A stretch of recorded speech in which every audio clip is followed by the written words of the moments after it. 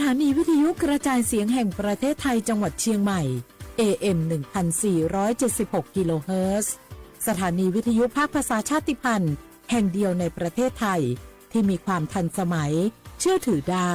สร้างอัตลักษณ์กลุ่มชาติพันธุ์สู่สากล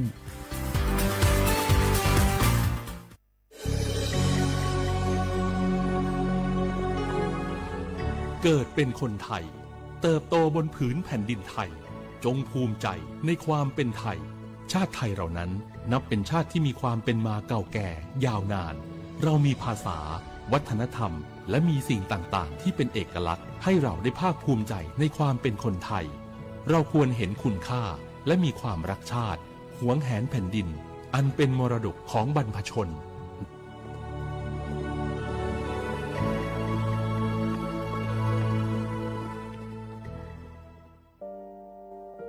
งาฮือละหุยาชอจิทอกา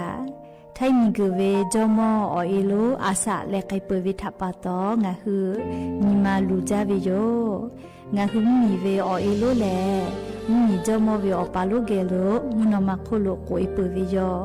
งาฮือเตกะเลเลกางาฮือมีจอมอเอโลทะหะเวอคโลยอทะคทากะดอนอเชตุโยงาออโตแลละหุชอจิเวอตาละหุคอเป้าเสมานาคาโบเพวิโย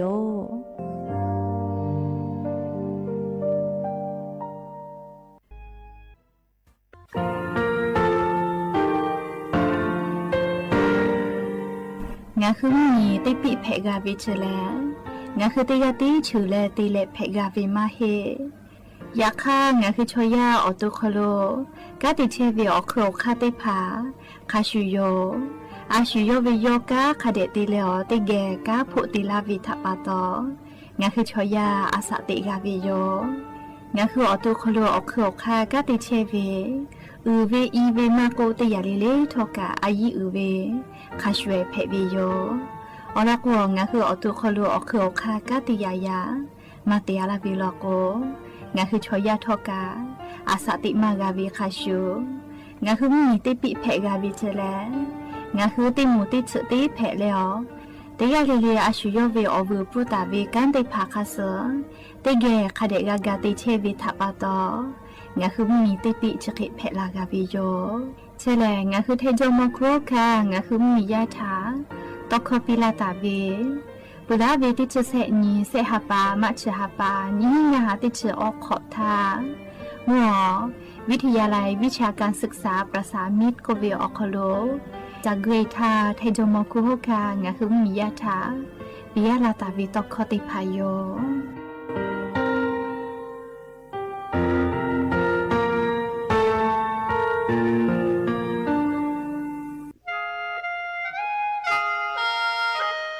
คณะรัฐมนตรีมติจอตาเวคาสนิชกอนิติชหปานิหิงาหาขอชิสขอวิอยาวคโล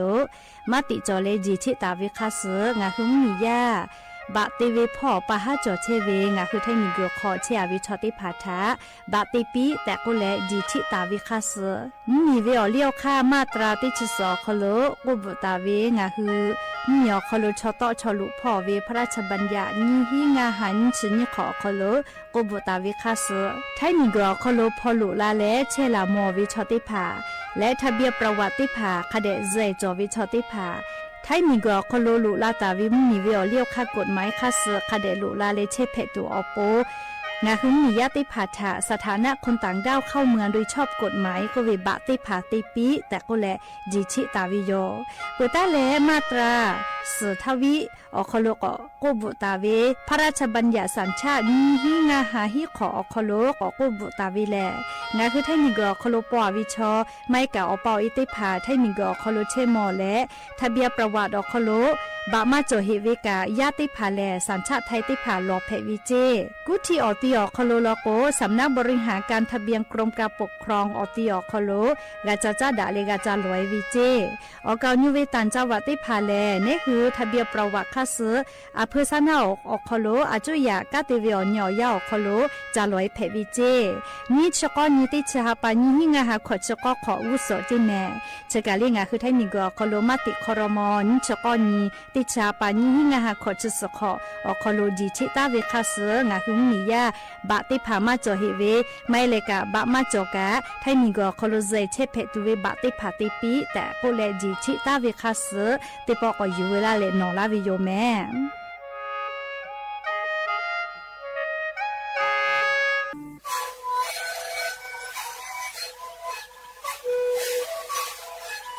这里可能会要改车位而考出来，那个考到过奥地在外境内，AM 那吧，等于我哈是去考这个后，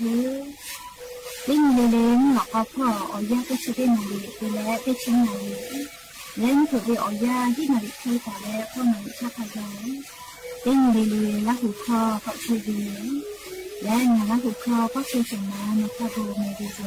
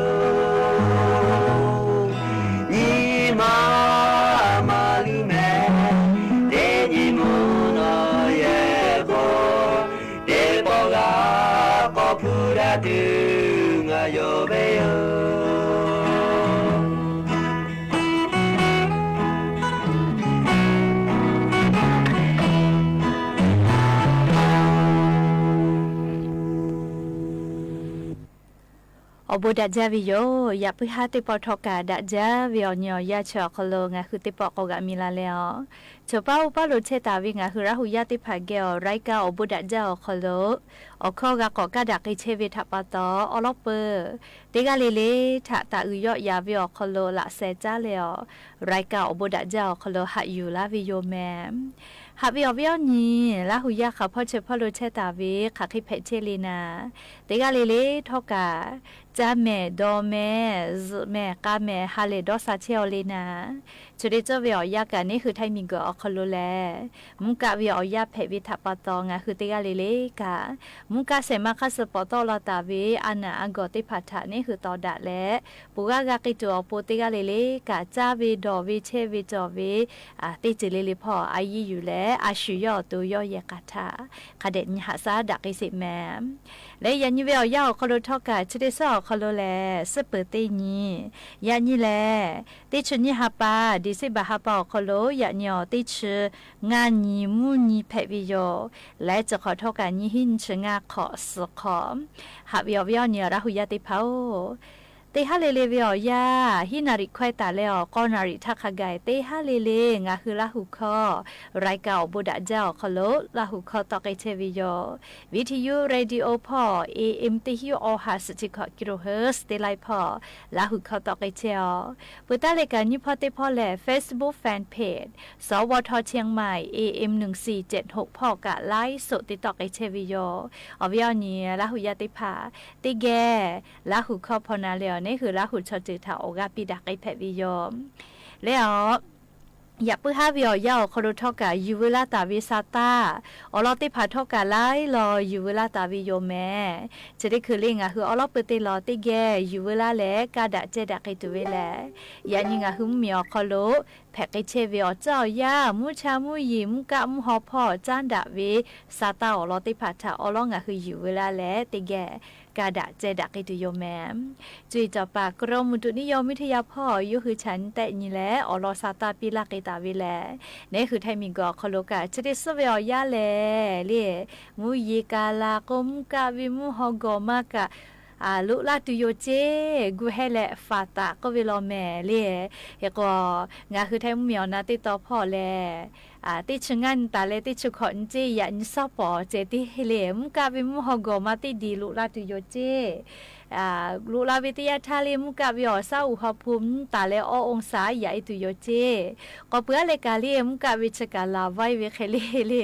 โอยไวเวโลแม่เลเพื่อเลติชสันตาลินชตินิลโกเลติปอกเลตะลาตุโยเจเลอโลติสอคโลเจติกาติคือติยาเพปุเวโลแม่เจราปตองะคือติคาเลเลอายุอุจาวิเลในหัวตูเชซาจอซาพ่อวิแม่เลี้ยวแล้วก็ติคือกอติคือกะติคือฮอจะเคยแพ้แล้วก็เลเชหาจอหาวิไงจาวิโยหรือเลกาเลชุดิคือวิอยาแลนี่คือไทมิงกอคโลกาลีนาวิชอติภักกะมาจาแม่มาวิเลเลจะเยอานาจะเยลูอานาเจเลเป็นดามาจาเวเลสปากสวิแม่เลมาสวิมาเฮเลเคก็งาคือติกาเลกาเลจะได้จะวิอยาคโลแลเชซาจอซากะกิตัวอปูนาเลติกาเลกาอายิติเลอาชิยอตุยอยกะทักคาเดหาซาแต่ก็แลเลติกาเลทาอลอซาตาติภาปิลากาวิยอมก็จะเลกาเลยูเวลาตาวิมมีพ่อวิซาตาติภาก็นักสิแม่หาวิอวิอเนราหุยาติภาโอชดิจะวิอยากาซาตาพ่อนิเวลก็แลอยิจ้าปุเวลุลามาจาโลเมวิอเนราหุยาติภามั่วเจก็มาเลลาปาพ่อใหญ่เวด่านแม่พริกก็เวเลมั่วลาปาพ่อใหญ่เวก็อยากก็โคโลมาจุสวลาวิเจก็มาเล่ติกาลุเล่มาจุสวลาวิเจใครเตเลกากะปาชอเล่มาซ้อมือเมฟุติผาญาณิวิชอก็วิเคเลเตเลตันชื่อยาแม่เล่ใครเตเลกาเดเลลุพวานิเวชโปทุยามาสเลฮีลาสเลมาจุสเกลขอลอเตขอกุลาลอเจยูอาเซียวเลชเบตันชื่อยาแม่เลเคก็งาคือราหุยาติภากามาที่มาจอมาดาวิกาติภาลอกตาติจาเลมีเวอเลียวคาคอพี่ยาวิกาติภาติจาเวลโกอเลมือยูกาเวลโกเลทอคอกาเชวิเจติกามาหิแม่นี่คือจอตาวิพุชิโมเจเลตากาติเลกาตาวิคาปุยกาชุกอชอยูขอปุวิแม่เรียกว่าเตนิปุตินีขมายกาจากกุกันยิคัสเลเรียทีวิจวิดาวิกาติพัทธะติจะแม่แต่ก็แลเรียวิอเนี่ยละหุยติพัทธะเรียลอสตาติภายูเวลาเลชเคชลากาลาวิโยแมม จ้าเลยกะเลียววิญญาณหุยาติเผาจะได้คือเล่งคือไทยมิงก็โคโลนะเชยไลกาเลีกาชาติพ่อกางาคือมียาสกากาตาละแต่ก็เลยพอหาอยู่เทวิโยแม่งาคือมีโคโลสลูวิเจอแล้วก็ไทยมีและกัมพูชามีเจ้าพ่อบอดาวิมาเจเฮเลเตเตโกกัมพูชาชอชอมมียาเยขอกามีสลูบักกลาวิจิบอกกลาวิจิมียากาโอกางากากันนาเลชอกาติกาเซวิจิชอลิตาหามาบอกกตาวบอกกวิไม่ลิชอมมียาเยกาเยโคตานาเลบอกกวิโลเจเยกาไปมาจาแม่เลกาบูชาชอชอนาสรุปเพกกออคามาจาโลลิมมียาเยกาบอกกลาวิคนนาเลเคกงาคือไทมีกกายอมาเพเวเลงาหุมีทากาหาซาวิโยจราปตอลิมีเจพอตาหานามือนาสหุวิอปูนาเลียสติภากากาพุตาละแต่ก็แลลี่งาคือไทยมิงก็คโลลอเชวิโยจาวาจิไม่ลอก็แลลี่บริการเล่โลหิแห่งชาติที่10ก็เวลิสเปตินเตเลงานี้มุสนาฮินาลิควายตาเลมเพอร์สนาลิควายคากายกะเล่สติภาจาตาละเจลิขอนซึ่งกับพอเวลาก็นาลิตาเลเซนาลิควายคากายใครแต่เลซึ่งอยู่โรงพยาบาลมหาราชเชียงใหม่ลิสีพัฒพ่อจีฮินาลิควายตาเลมเผื่ออ้อนาลิคากายพ่อวิเจเลขอนซึ่งกับพ่อวิจิแม่เลขแต่เลซึ่งอยู่โรงพยาบาลนครพินอาคาร10ชั้น2จิแม่ลิฮินาลิตาเลมเผื่อก้อนาลิคากายพ่อวิจิคแต่อาจุยาสนากาเจวิอนิกับพ่อวิจิฮินาลิตาเลอ้อนาลิคากายพ่อวิจิแม่เฮกงาคือราหุยาติภากาโอกาซาดะเลเลมานามาโกอานามาโจวิติภาโลโกเลสติภากากาตาปิงาคือไทมิงกือมีจื้อพ่อเลไทยมีและกัมพูชามีจื้อพอจะได้คือวิอยาเลกัมพูชาชอเลงาคือไทยมีตาฮัติพาบอดาเชวิทัปโตเลงาคือตาฮานามือนาเสือคือเอวิลโกนะเลฮาฮากาปิกาตัวโปเลงาคือมียาสกากาโพตาละแต่ก็แลงาคือมีอโคโลกาติปาอาจุยารัฐบากาอลอซาตาติพาปีลาเกเชวิโยอวิยาเนี่ยละหุยาติพามีจื้อพอเลไทยมีเลกัมพูชามีจื้อกว่าละก็แลชุดนี้คือแลกัมพูชาชอลินนามาติพามาปิโอจิเมเลกัมพูชาชอลินนามากามาปีเจยก็จะได้คือเลนามาไลฮาเคจิเมเลช่องด่านช่องแม็กก็เวขอก้าเวเลียวแล้วก็มาอยู่ใกล้เจแล้วเลนอกัมพูชาชอมากาโจมาฮอปิโอเวนั่นน่ะมาติกะคาปุยหุบาวิเจเลขก็จะได้คือเวียลิงอ่ะคือไทมิงก็คโลตาฮากาสมานาวิชอกามาวิโยเลขก็งาคือนาเลมมีอคลุกาว่าจุยารัฐบาลตาฮักกะก็เวนะงะคือมียากะกะหาซาวิเจเลมมีทากะกะหาซาวินะชัวปีมาแผ่เลงะคือมีกะชีติปิกะปีมาแผ่แม่เลขก็ยานิติชงานิคาไกกะบ่ดาเชวิโยเลมาเจเฮประธานาธิบดีโดนัลด์ทรัมป์ก็เลมาริเซียมมีเวรัฐมนตรีกะบอดาวิเจโลก็เลยหลอกกะเลกัมพูชาชอมาเจวิทัปตองะคือไทยมีกะกะเจมากาวินะเลเคก็งะคือมีกังะคือกาฟากะหาซาวิโยเลเคก็จะกะเพเชเวเลอลอนาลีมิจพอจันดาวิเพเชเวอลอซาตาติภากะอยู่เวลาเลอวิญญาณละหุยาติภาทะจะเค是啦，嘎啦维有咩？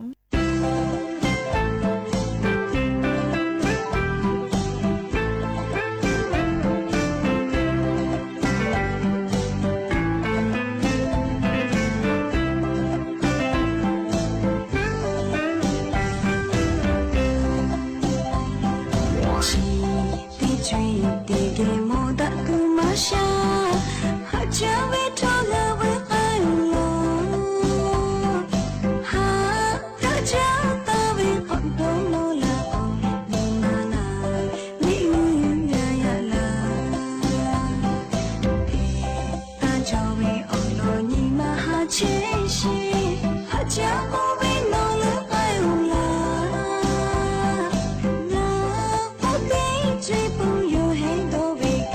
那就係你唔易。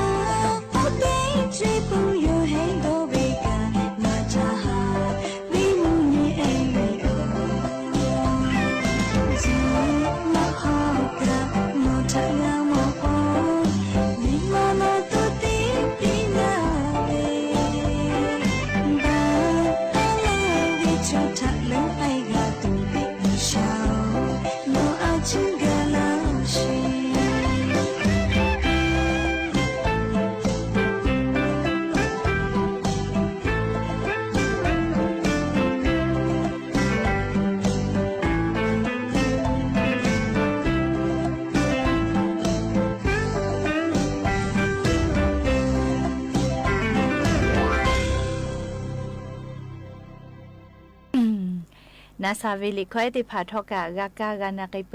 เลชุดที่คือก็จ้าแหละยูเวลาตาวิมมีพ่อวิสาตาอลอติพัทติแกก็นาไกสิแมหาวิอวิอเนี่ยละหุยาติพาวชุดที่คือวิอยาแหละงาคือไทมิงก็คอโลกาเลเชซาจอซาพ่อวิทาอายีกาติเตไกเชวิโยแมเลอลอโกเชซาจอซาปื้อวิอเจติพาชอแต่หัววิมาจอก็วิมาเลยักขากาลิงาคือชอยาชอเมาวิเลนาวิโกวิอานาไลจือแพะไกเลนาเลเซวิชริพาเลนี่คือจาวิโดวิติพาลาวิโลจีเฮก็เลนิเวติยาทาลิงาคืออาซามิอคโลจิเมลิเชเลเลอาซามิอคโลเบียดอมาวิจดอมาวิเลนาบัตาแต่นิเวอคโลจิกุมาเลนี่คือแท้มีชออาซามิอคโลนาบะเซเชียวิโลจิอวิเนี่ยเราอยากติพาเลจดอเบียดอมาวินาบะเซเชียวิโลจิเมนี่คือแท้มีชอเลอะโลจาโลเมเลญาณิเวติยาทาเลนาบะเซเชเลกัวลาโกกามาดาวิเลมาดาวิโยเลียมาเตเลโกเตนี่อ๋อฮอโกเซเลงาคือแท้มีเชียวิจิเมจดอมาจาวินะยกนิเวติยาทาเลงาคือจดอมาจาวิชริพาถ้าปะตอลีนาวิชอกากาทิมาวิเจเฮก็อาสะเรียอาสะมาวิยันเนอาสะติชกขอตาเลนี่ชกขอคโลเวเตโมตาดอวิโลเจก็มาเจเลอโลสติโกสายันเนกากาติดอลาโลแม่เคยเตเลอลีงาคือไทมิงกชอจดอวิกาอาสะเลกาติยอลาวิเจเลจตาดอวิยันเนอาสะกาติยอลาวิเจเจราปะตอเลจุยจอปาติพายูคือซาตากอปิราวิโอติชวินาทีวิโอคโลเลตินาทีก็ไม่ติชวินาทีเจเลจดอวิทาปะตอชอติกาสุเชวิเจเลเอโกโฮทาปะตอชอติกาสุเชวิจิแม่เฮโกลิงาคือจุดกาติดอวิโลโกเลอานาไลยากอลาติโยจิแม่เลเฮโกจุดจาวิทาปะตอเพลาปุวิอานาเลโรเอ็นซีดีอโมเจนิมัสอานาออสจาอานาออเซอานาเลลิมาเลอานาไลเจเลจุดเบียดอวิทาปะตอลาวิเจฮอคาปฏิภาลอจิเมลีจดอเลสมาจาวิกาลิงาคือไทมิงกอคโรจดอเลสมาจาวิกาฮอคาปฏิภาลอจิเมเฮกว่าสติตาลิเมชมาติชมามาเชกาลิเฮกว่าคาปฏิภาทอกาลิจดอเวดอยอเกเมลิจดอมาจาวิกามาดะลอลิมาดะลอเมแต่ก็แลอวิยานี่ละหุยติพัทธาติกาลิลิกาสติกาตัวปูนะเลตาดอกก็ไม่ได้อยากฆ่าสติตากาตัวโปอลอชได้ผักกะอยู่เวลาแล้ววิญญาณละหุยติพัทธะจะเกิดสละกาลาวิโยแม่ยาก็อยากเพื่อวิอยาสุดากระดาษตัววิอลอสตากะจะเกิดไม่จะได้โยลุลาเลกากาพนาเลอโอกาปิลาเชวิเตกาลิเลอบูจาแม่เตกาลิเลสแม่กาแม่ฮาเลดอซาปีอบูจาแม่ยันจิมาถอยจี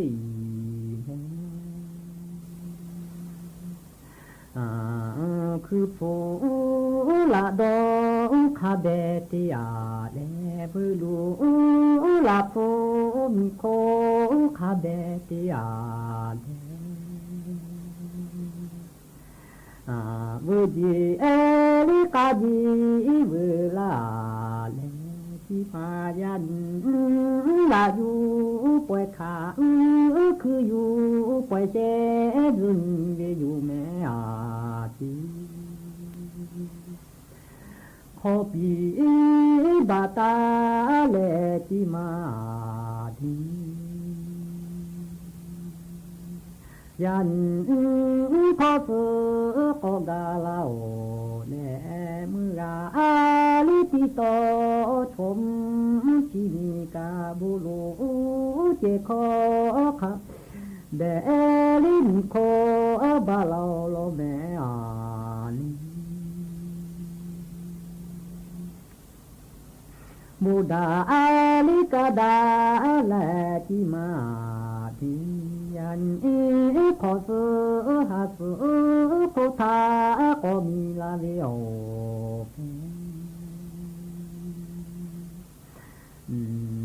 ยันขอโคสดผูมาบีถอยจิมาดีงาชี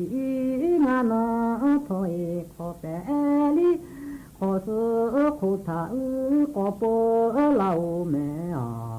ทีฮาเลอีดาซา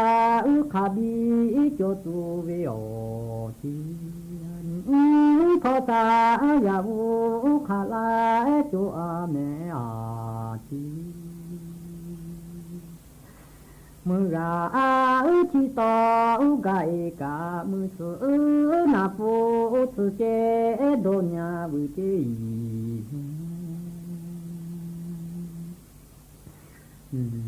สปออาลิโซนายาปูเลอาที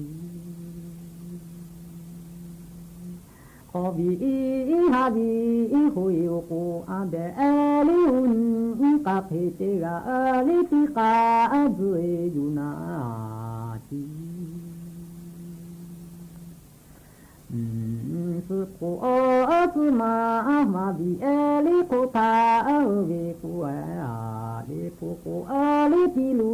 โยเกเกตินเอเจยาya ta u ke de do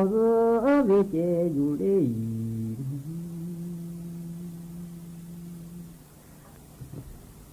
ba li su ba gu li so lo pu ve la o le mi ku mi pu ve la o le pa no ti ke ve la o leอีกาลิชิโฟก็โฟเตเบลาโอยันจิติลาหูยาโกโอมูยาขอทาตาปาจึกตาปาเสเคลิเอติมูลิเตเสติเลติมาทิ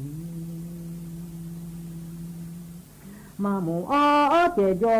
บุลาเลจีวาฟูโนฟูฟูเลจีแม่ยันลาอยู่กาเพกาโนเลป่วยเจลามือจิตุบันบาโอแม่จี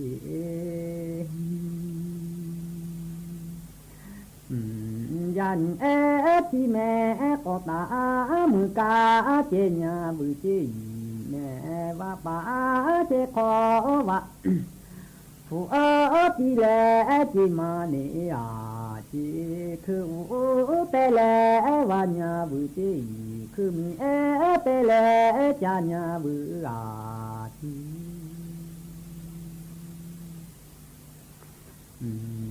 ยันฮาลิออนกาลาแม่ทีมาที่โกกาลาแลทียันยัน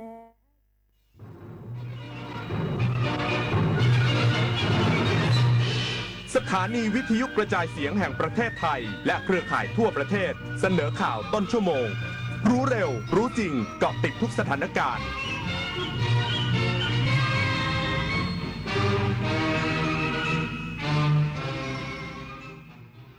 รับฟังข่าวต้นชั่วโมง 21 นาฬิกากับธราวุฒิวิชัยดิษฐ์ครับโฆษกกองทัพบกยืนยันไทยควบคุมตัวปราสาทตาควายได้แล้วและดำเนินการควบคุมพื้นที่ใกล้เคียงต่อไปอีกสักครู่กลับมาติดตามรายละเอียดครับ เชิญร่วมงานกาชาด 2568 ร้อยดวงใจปวงประชาน้อมสำนึกพระเมตตาองค์สภานายิกาสภากาชาดไทยเลือกช็อปสินค้าอุปโภคบริโภคพร้อมรุ้นรางวัลพิเศษสลากบำรุงสภากาชาดไทย 11-21 ธันวาคมนี้ตั้งแต่เวลา 11 นาฬิกาถึง 22 นาฬิกาณสวนลุมพินีและช่องทางออนไลน์ผ่าน www.iletcos.org ร่วมร้อยดวงใจสานต่อการให้ที่ไม่มีวันสิ้นสุด สุขภาพดีเริ่มตั้งแต่วันนี้โดยเฉพาะผู้สูงอายุแค่ลุกขยับวันละนิดเดินช้าๆแต่สม่ำเสมออย่าเครียดเลือกกินให้ถูกหลักพักผ่อนให้เพียงพอที่สำคัญต้องไม่ลืมตรวจสุขภาพประจำทุกๆปีเพราะการใส่ใจดูแลเล็กๆเหล่านี้ช่วยให้ผู้สูงอายุมีสุขภาพจิตที่สดใสสุขภาพกายที่แข็งแรงมาร่วมกันทำให้ทุกวันมีคุณภาพมากขึ้นด้วยการดูแลสุขภาพกันในวันนี้เพื่อให้พรุ่งนี้ท่านยิ้มกันได้อย่างเต็มที่ 23 มกราคมนี้ห้ามพลาดถนนดนตรีไลฟ์พบกับบทเพลงแห่งความรักความหวังความฝันสื่อประสานด้วยพี่น้องร้องเพลงหนูมิเตอร์และบิวกัลยาณีชมฟรีตั้งแต่เวลา 18 นาฬิกาเป็นต้นไปณห้องออดิทอเรียมอาคารศูนย์ปฏิบัติการสถานีวิทยุกระจายเสียงแห่งประเทศไทยลงทะเบียนเข้าชมได้ที่ Facebook Fanpage ถนนดนตรีเรายังเป็นนักเดินทางแสนอาลัยสมเด็จพระพันปีหลวงไทยทั้งปวงหมองหม่นก่นร่ำให้พระผู้เสด็จสู่ฟ้าสวรรคาลัยแนบดวงใจตามพระบาททุกชาติภพปวงประชาน้อมสำนึกในพระมหากรุณาธิคุณเป็นล้นพ้นอันหาที่สุดมิได้ข้าพระพุทธเจ้าคณะผู้บริหารข้าราชการและเจ้าหน้าที่สถานีวิทยุกระจายเสียงแห่งประเทศไทยกรมประชาสัมพันธ์โฆษกกองทัพบกยืนยันไทยควบคุมตัวปราสาทตาควายได้แล้วและดำเนินการควบคุมพื้นที่ใกล้เคียงต่อไปส่วนกรณีขีปนาวุธต่อต้านรถถังที่ยึดได้จะทำตามขั้นตอนตามกฎหมายพลตรีวินไทยสุวารีโฆษกกองทัพบกยืนยันว่าขณะนี้ฝ่ายไทยสามารถควบคุมพื้นที่ตัวปราสาทตาควายได้แล้วส่วนกลุ่มเป้าหมายอื่นๆโดยเฉพาะเนินสำคัญที่เป็นองค์ประกอบของพื้นที่ยังอยู่ระหว่างการดำเนินการตามแผนซึ่งเป็นไปตามขั้นตอนและไม่มีสิ่งใดน่ากังวล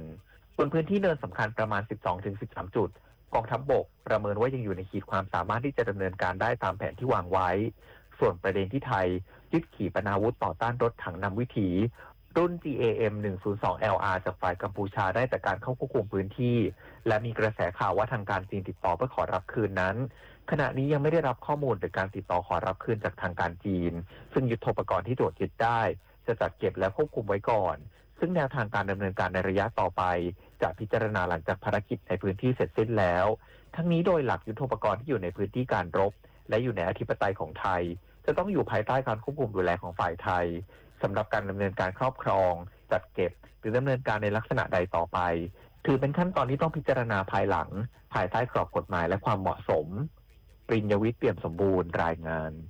อธิบดีกรมควบคุมโรคลงพื้นที่จังหวัดสระแก้วเยี่ยมศูนย์พักพิงผู้อพยพสถานการณ์ชายแดนไทยกัมพูชาพร้อมกำชับเข้มมาตรการป้องกันควบคุมการแพร่ระบาดของโรคนายแพทย์มนเทียนคณาสวัสดิ์อธิบดีกรมควบคุมโรคลงพื้นที่จังหวัดสระแก้วเยี่ยมศูนย์พักพิงผู้อพยพจากสถานการณ์ชายแดนไทยกัมพูชา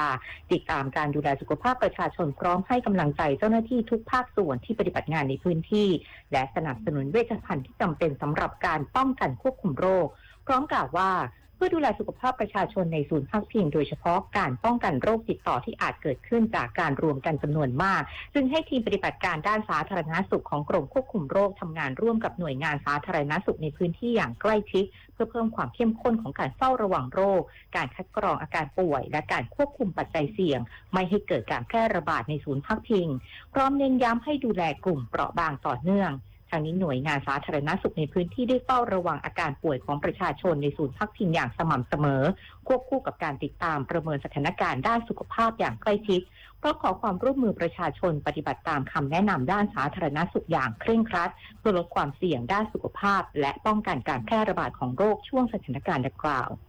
นฤมลอุดมพรรายงานจังหวัดศรีสะเกษตั้งจุดอพยพสัตว์เลี้ยงครอบคลุมชายแดนไทยกัมพูชาพร้อมเตรียมทีมสัตวแพทย์เวชภัณฑ์และอาหารสัตว์รองรับตลอด 24 ชั่วโมงสำนักงานปศุสัตว์จังหวัดศรีสะเกษยกระดับแผนเตรียมความพร้อมรับมือสถานการณ์ฉุกเฉินจากเหตุปะทะบริเวณชายแดนไทยกัมพูชาด้านปศุสัตว์เพื่อดูแลสัตว์เลี้ยงในพื้นที่เสี่ยงอย่างรอบด้านมีการจัดตั้งจุดอพยพ 5 จุดครอบคลุมพื้นที่ชายแดนเตรียมความพร้อมด้านเวชภัณฑ์อาหารสัตว์น้ำสะอาดและแผนอพยพสัตว์ในพื้นที่ที่ได้รับผลกระทบจากการประเมินพบประชากรสัตว์ใน4อำเภอที่ได้รับผลกระทบได้แก่กันทรลักษณ์ภูสิงห์ขุขันธ์และขุนหารรวมกว่า 900,000 ตัวโดยเฉพาะอำเภอกันทรลักษณ์มากที่สุดขณะเดียวกันได้จัดหน่วยสัตวแพทย์เคลื่อนที่ลงพื้นที่ให้บริการรักษาสัตว์ฉีดวัคซีนป้องกันโรคพิษสุนัขบ้าทำหมันและให้คำแนะนำเกษตรกรอย่างต่อเนื่องสำนักงานปศุสัตว์จังหวัดศรีสะเกษยืนยันความพร้อมช่วยเหลือประชาชนตลอด 24 ชั่วโมงวีรชัยศิริกาสวทศรีสะเกษรายงานจบข่าวธาราวุฒิวิชัยดิษฐ์อ่านรับฟังข่าวครั้งต่อไปเวลา 22 นาฬิกาครับ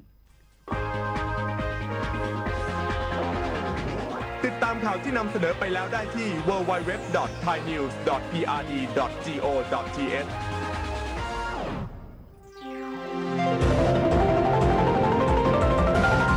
วิทยุแห่งประเทศไทย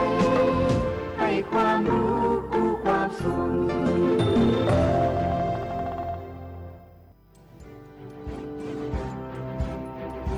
เดินเชิดเราชาวพุทธหยุดหลับไหลเรียนธรรมะพระวินัยให้กระจ่างช่วยกันฝืนคืนพระธรรมเครื่องนำทางตามแบบอย่างเมื่อครั้งพระพุทธองค์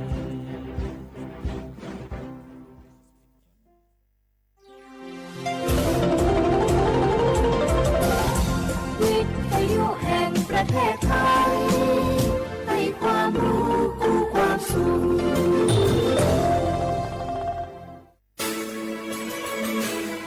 สถานีวิทยุกระจายเสียงแห่งประเทศไทยจังหวัดเชียงใหม่ AM 1476 กิโลเฮิรตซ์สถานีวิทยุภาคภาษาชาติพันธุ์แห่งเดียวในประเทศไทยที่มีความทันสมัยเชื่อถือได้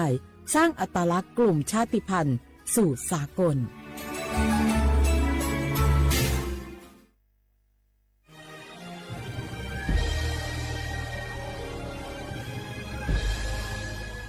เกิดเป็นคนไทยเติบโตบนผืนแผ่นดินไทยจงภูมิใจในความเป็นไทยชาติไทยเรานั้นนับเป็นชาติที่มีความเป็นมาเก่าแก่ยาวนานเรามีภาษาวัฒนธรรมและมีสิ่งต่างๆที่เป็นเอกลักษณ์ให้เราได้ภาคภูมิใจในความเป็นคนไทยเราควรเห็นคุณค่าและมีความรักชาติหวงแหนแผ่นดินอันเป็นมรดกของบรรพชนร่วมภาคภูมิใจในความเป็นไทย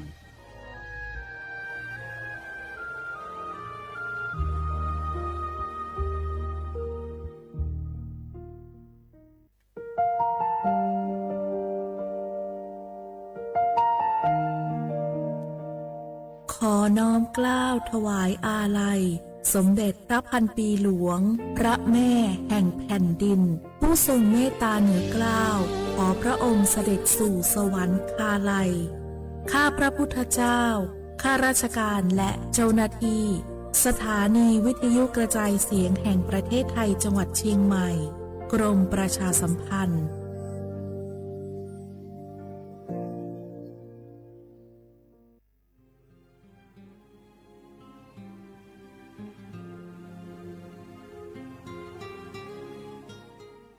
This is a moment of profound grief for the Kingdom of Thailand. We, the collective voices of Radio Thailand Chiang Mai, join the Thai nation in mourning the passing of our beloved Queen Martha, Her Majesty Queen Sirikit. Her life was a testament to the unwavering service, grace,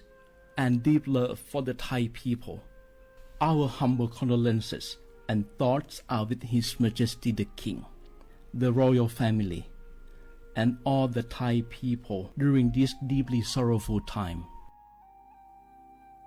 We will remember her forever.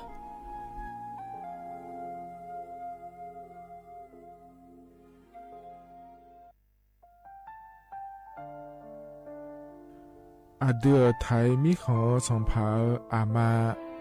สมเด็จพระนางเจ้าสิริกิติ์พระบรมราชินีนาถ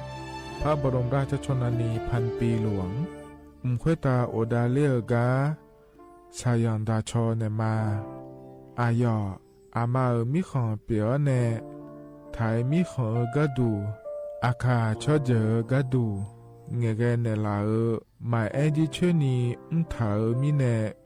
นืมาหลักมาเงเลเชญาเธอมิเนอาดิมาโยหานาลูอายองเนเกเนโยเยบอเนมาอีนอายอมโดอาดูเนโอเอียเนควยตาโอดาเลมิเนนืมาเนสาวเนวอจอจอยเรญาอาดิมาโยหานาลูอายองนืมาหลักยอจอนาลูเนเกเนโยเยบอชอเนมางามาอาเขาชดเจอโยกานาลู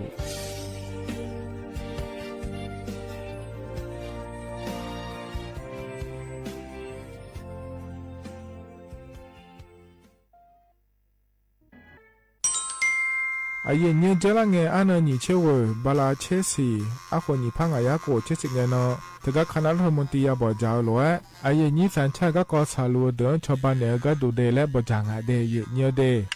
ทกยอมมาตรา17แห่งพระราชบัญญัติคนเข้าเมืองพศ2522และขั้วทกเธอแน่อายุนี้ทกไทยมีขอหลักคุยพ่อเหลือว่าเมื่อนี่จอลาเดอเพราะแน่รอทะเบียนประวัติและขั้วเธอยังฉายเยี่ยเดินนะขอนี้เยี่ยเงี้ยวทกอยู่ห่างก็ดูการขอสถานะคนต่างด้าวเข้าเมืองโดยชอบด้วยกฎหมายและขั้วเธอยังไม่เจเดเยี่ยเงี้ยเดเพราะแน่เยี่ยเงี้ยวมาตรา7ทวิแห่งพระราชบัญญัติสัญชาติพศ2508อายุนี้เฮก็ถ่ายมีของหลักคุยได้แล้วแน่อาดามังนะอามาเธอกาทะเบียนประวัติบุคคลไม่มีสถานะทางทะเบียนและอ้อเธออายุนี้สัญชาติสัญญาไม่ได้เดยเยอะเดใช่ก็ดูนะขอในคู่เทเมืองหลักคุยย่อนะเธอกาสำนักบริหารการทะเบียนกรมการปกครองและคุกาสัญญาไม่ได้ยมือยอหลักคุยนะเยอะเยอะเธอกาในอำเภอยอฮันเนโจดัวรอราชการอายามหลักคุยอันนี้เชื่อว่าบาลาโกสีอาคนนี้พังอายาโกเชื่อว่าขวงเกินีเดยเนียว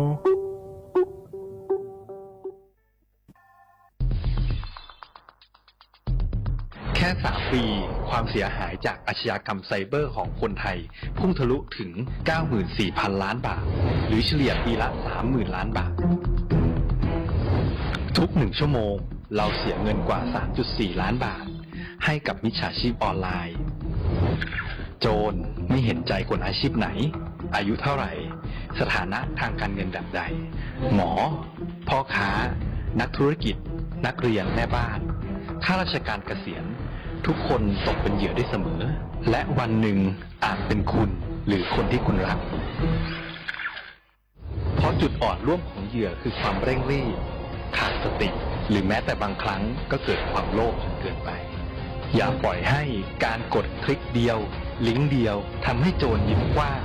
วันนี้ถึงเวลาแล้วที่คนไทยทุกคนจะต้องร่วมมือกันสร้างภูมิคุ้มกันอาชญากรรมไซเบอร์ช่วยกันหยุดก่อนที่ภัยไซเบอร์จะทำให้คนที่คุณรักและตัวคุณเองกลายเป็นเหยื่อ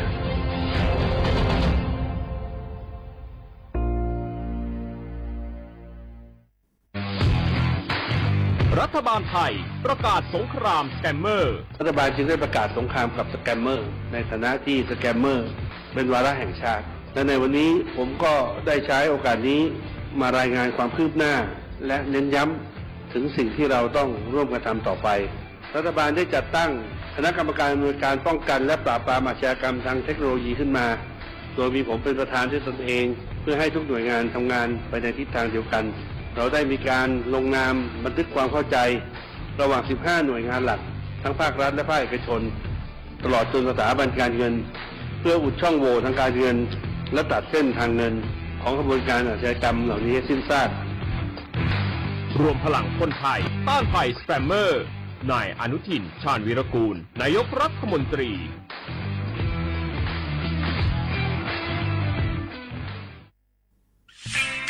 เส้นทางสายหมอกที่สวยที่สุดในเมืองแพร่กำลังรอทุกคนไปวิ่งด้วยกันครับทุกก้าวของคุณคือพลังของลมหายใจ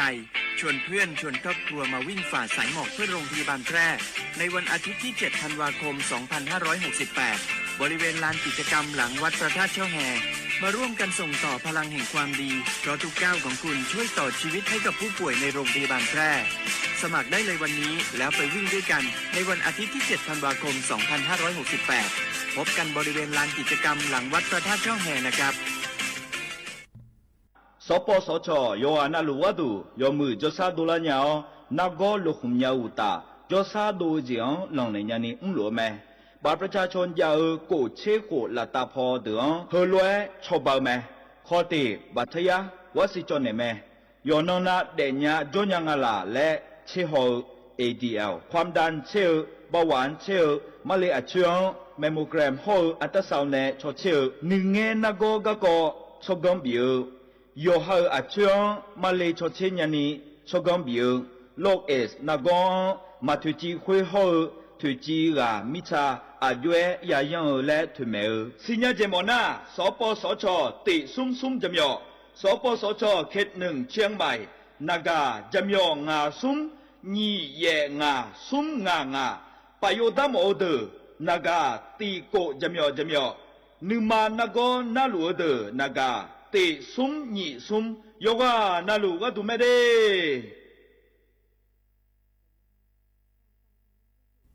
ข้าชอชอเมนูเมนูเมนู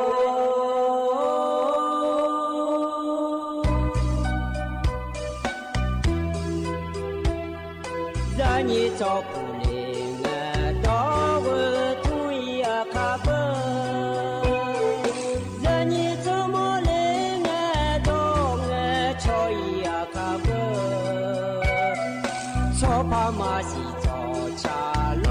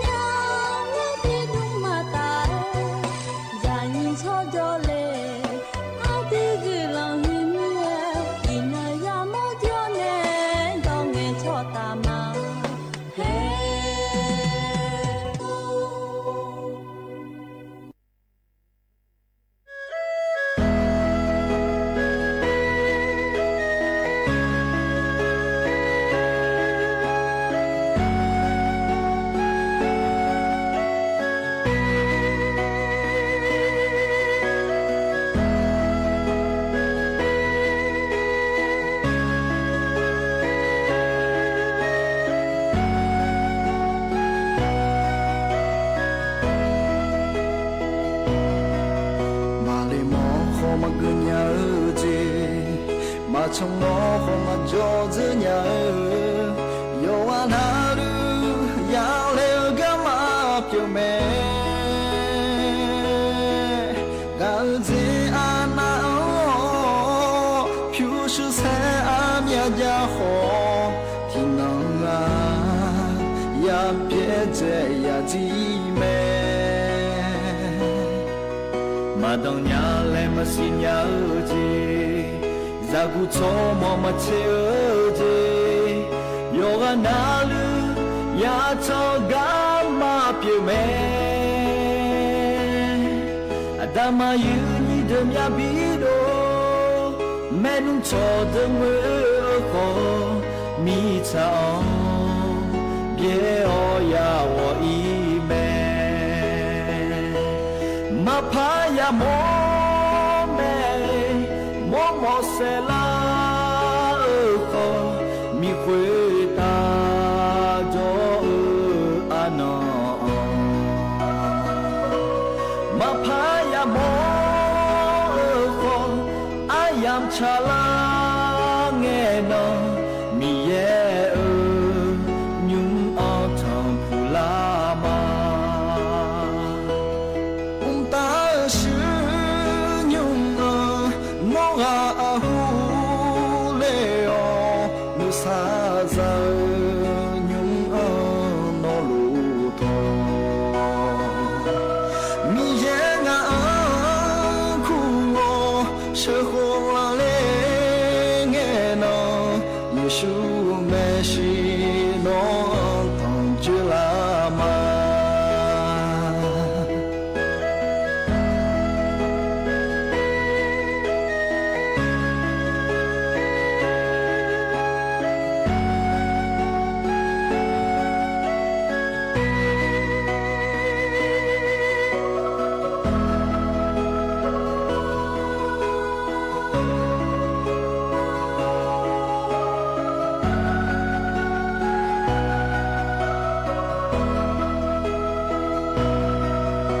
里莫和嘛个鸟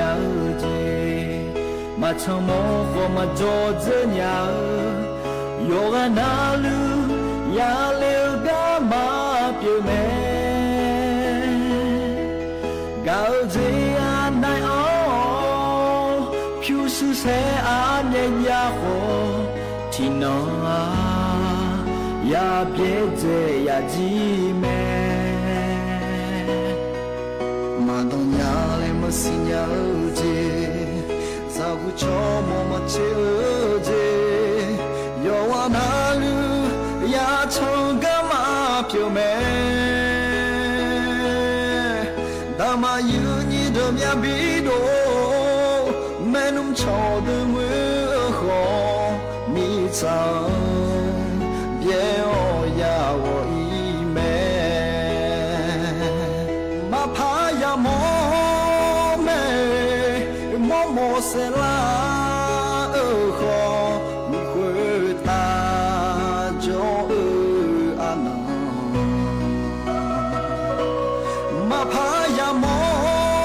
ở kho ayam cha la nghe nó ye nhung ở thằng la ma ta sư nhung ông nó xa ra nhung ong nó lũ thò mi em ong khu ong sơ khô la lê nghe nó Giêsu mẹ si nó thằng dưới la mà phá ya mô mẹ mô mô sẽ la